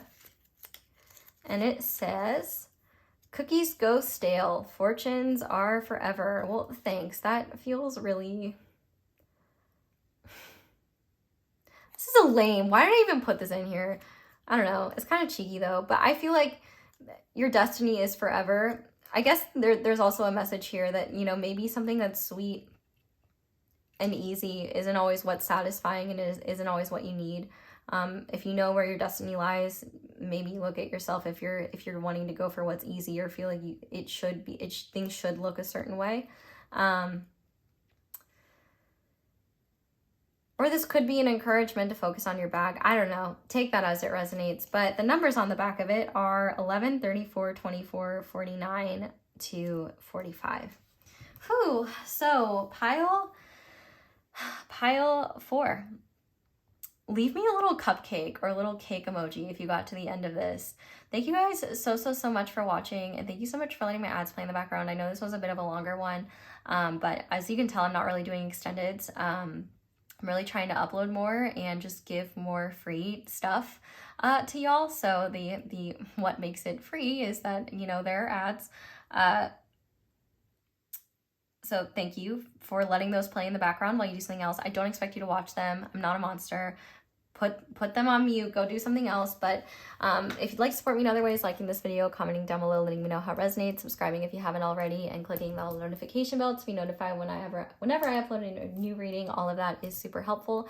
But if you'd like to support me in other ways, you can check out my candles, merch, social media, other videos, ones with extendeds, if you want to. And oh yeah, subscribing, commenting. I think I already said that. Yeah, that's all I have for you guys. So thank you so much for watching and for letting me read for you. I really hope that this message was supportive and helpful and resonated. I love you guys so much. I hope you all have a wonderful day or night whenever it is that you're watching this video, and I hope you'll come back and see me again soon. Bye!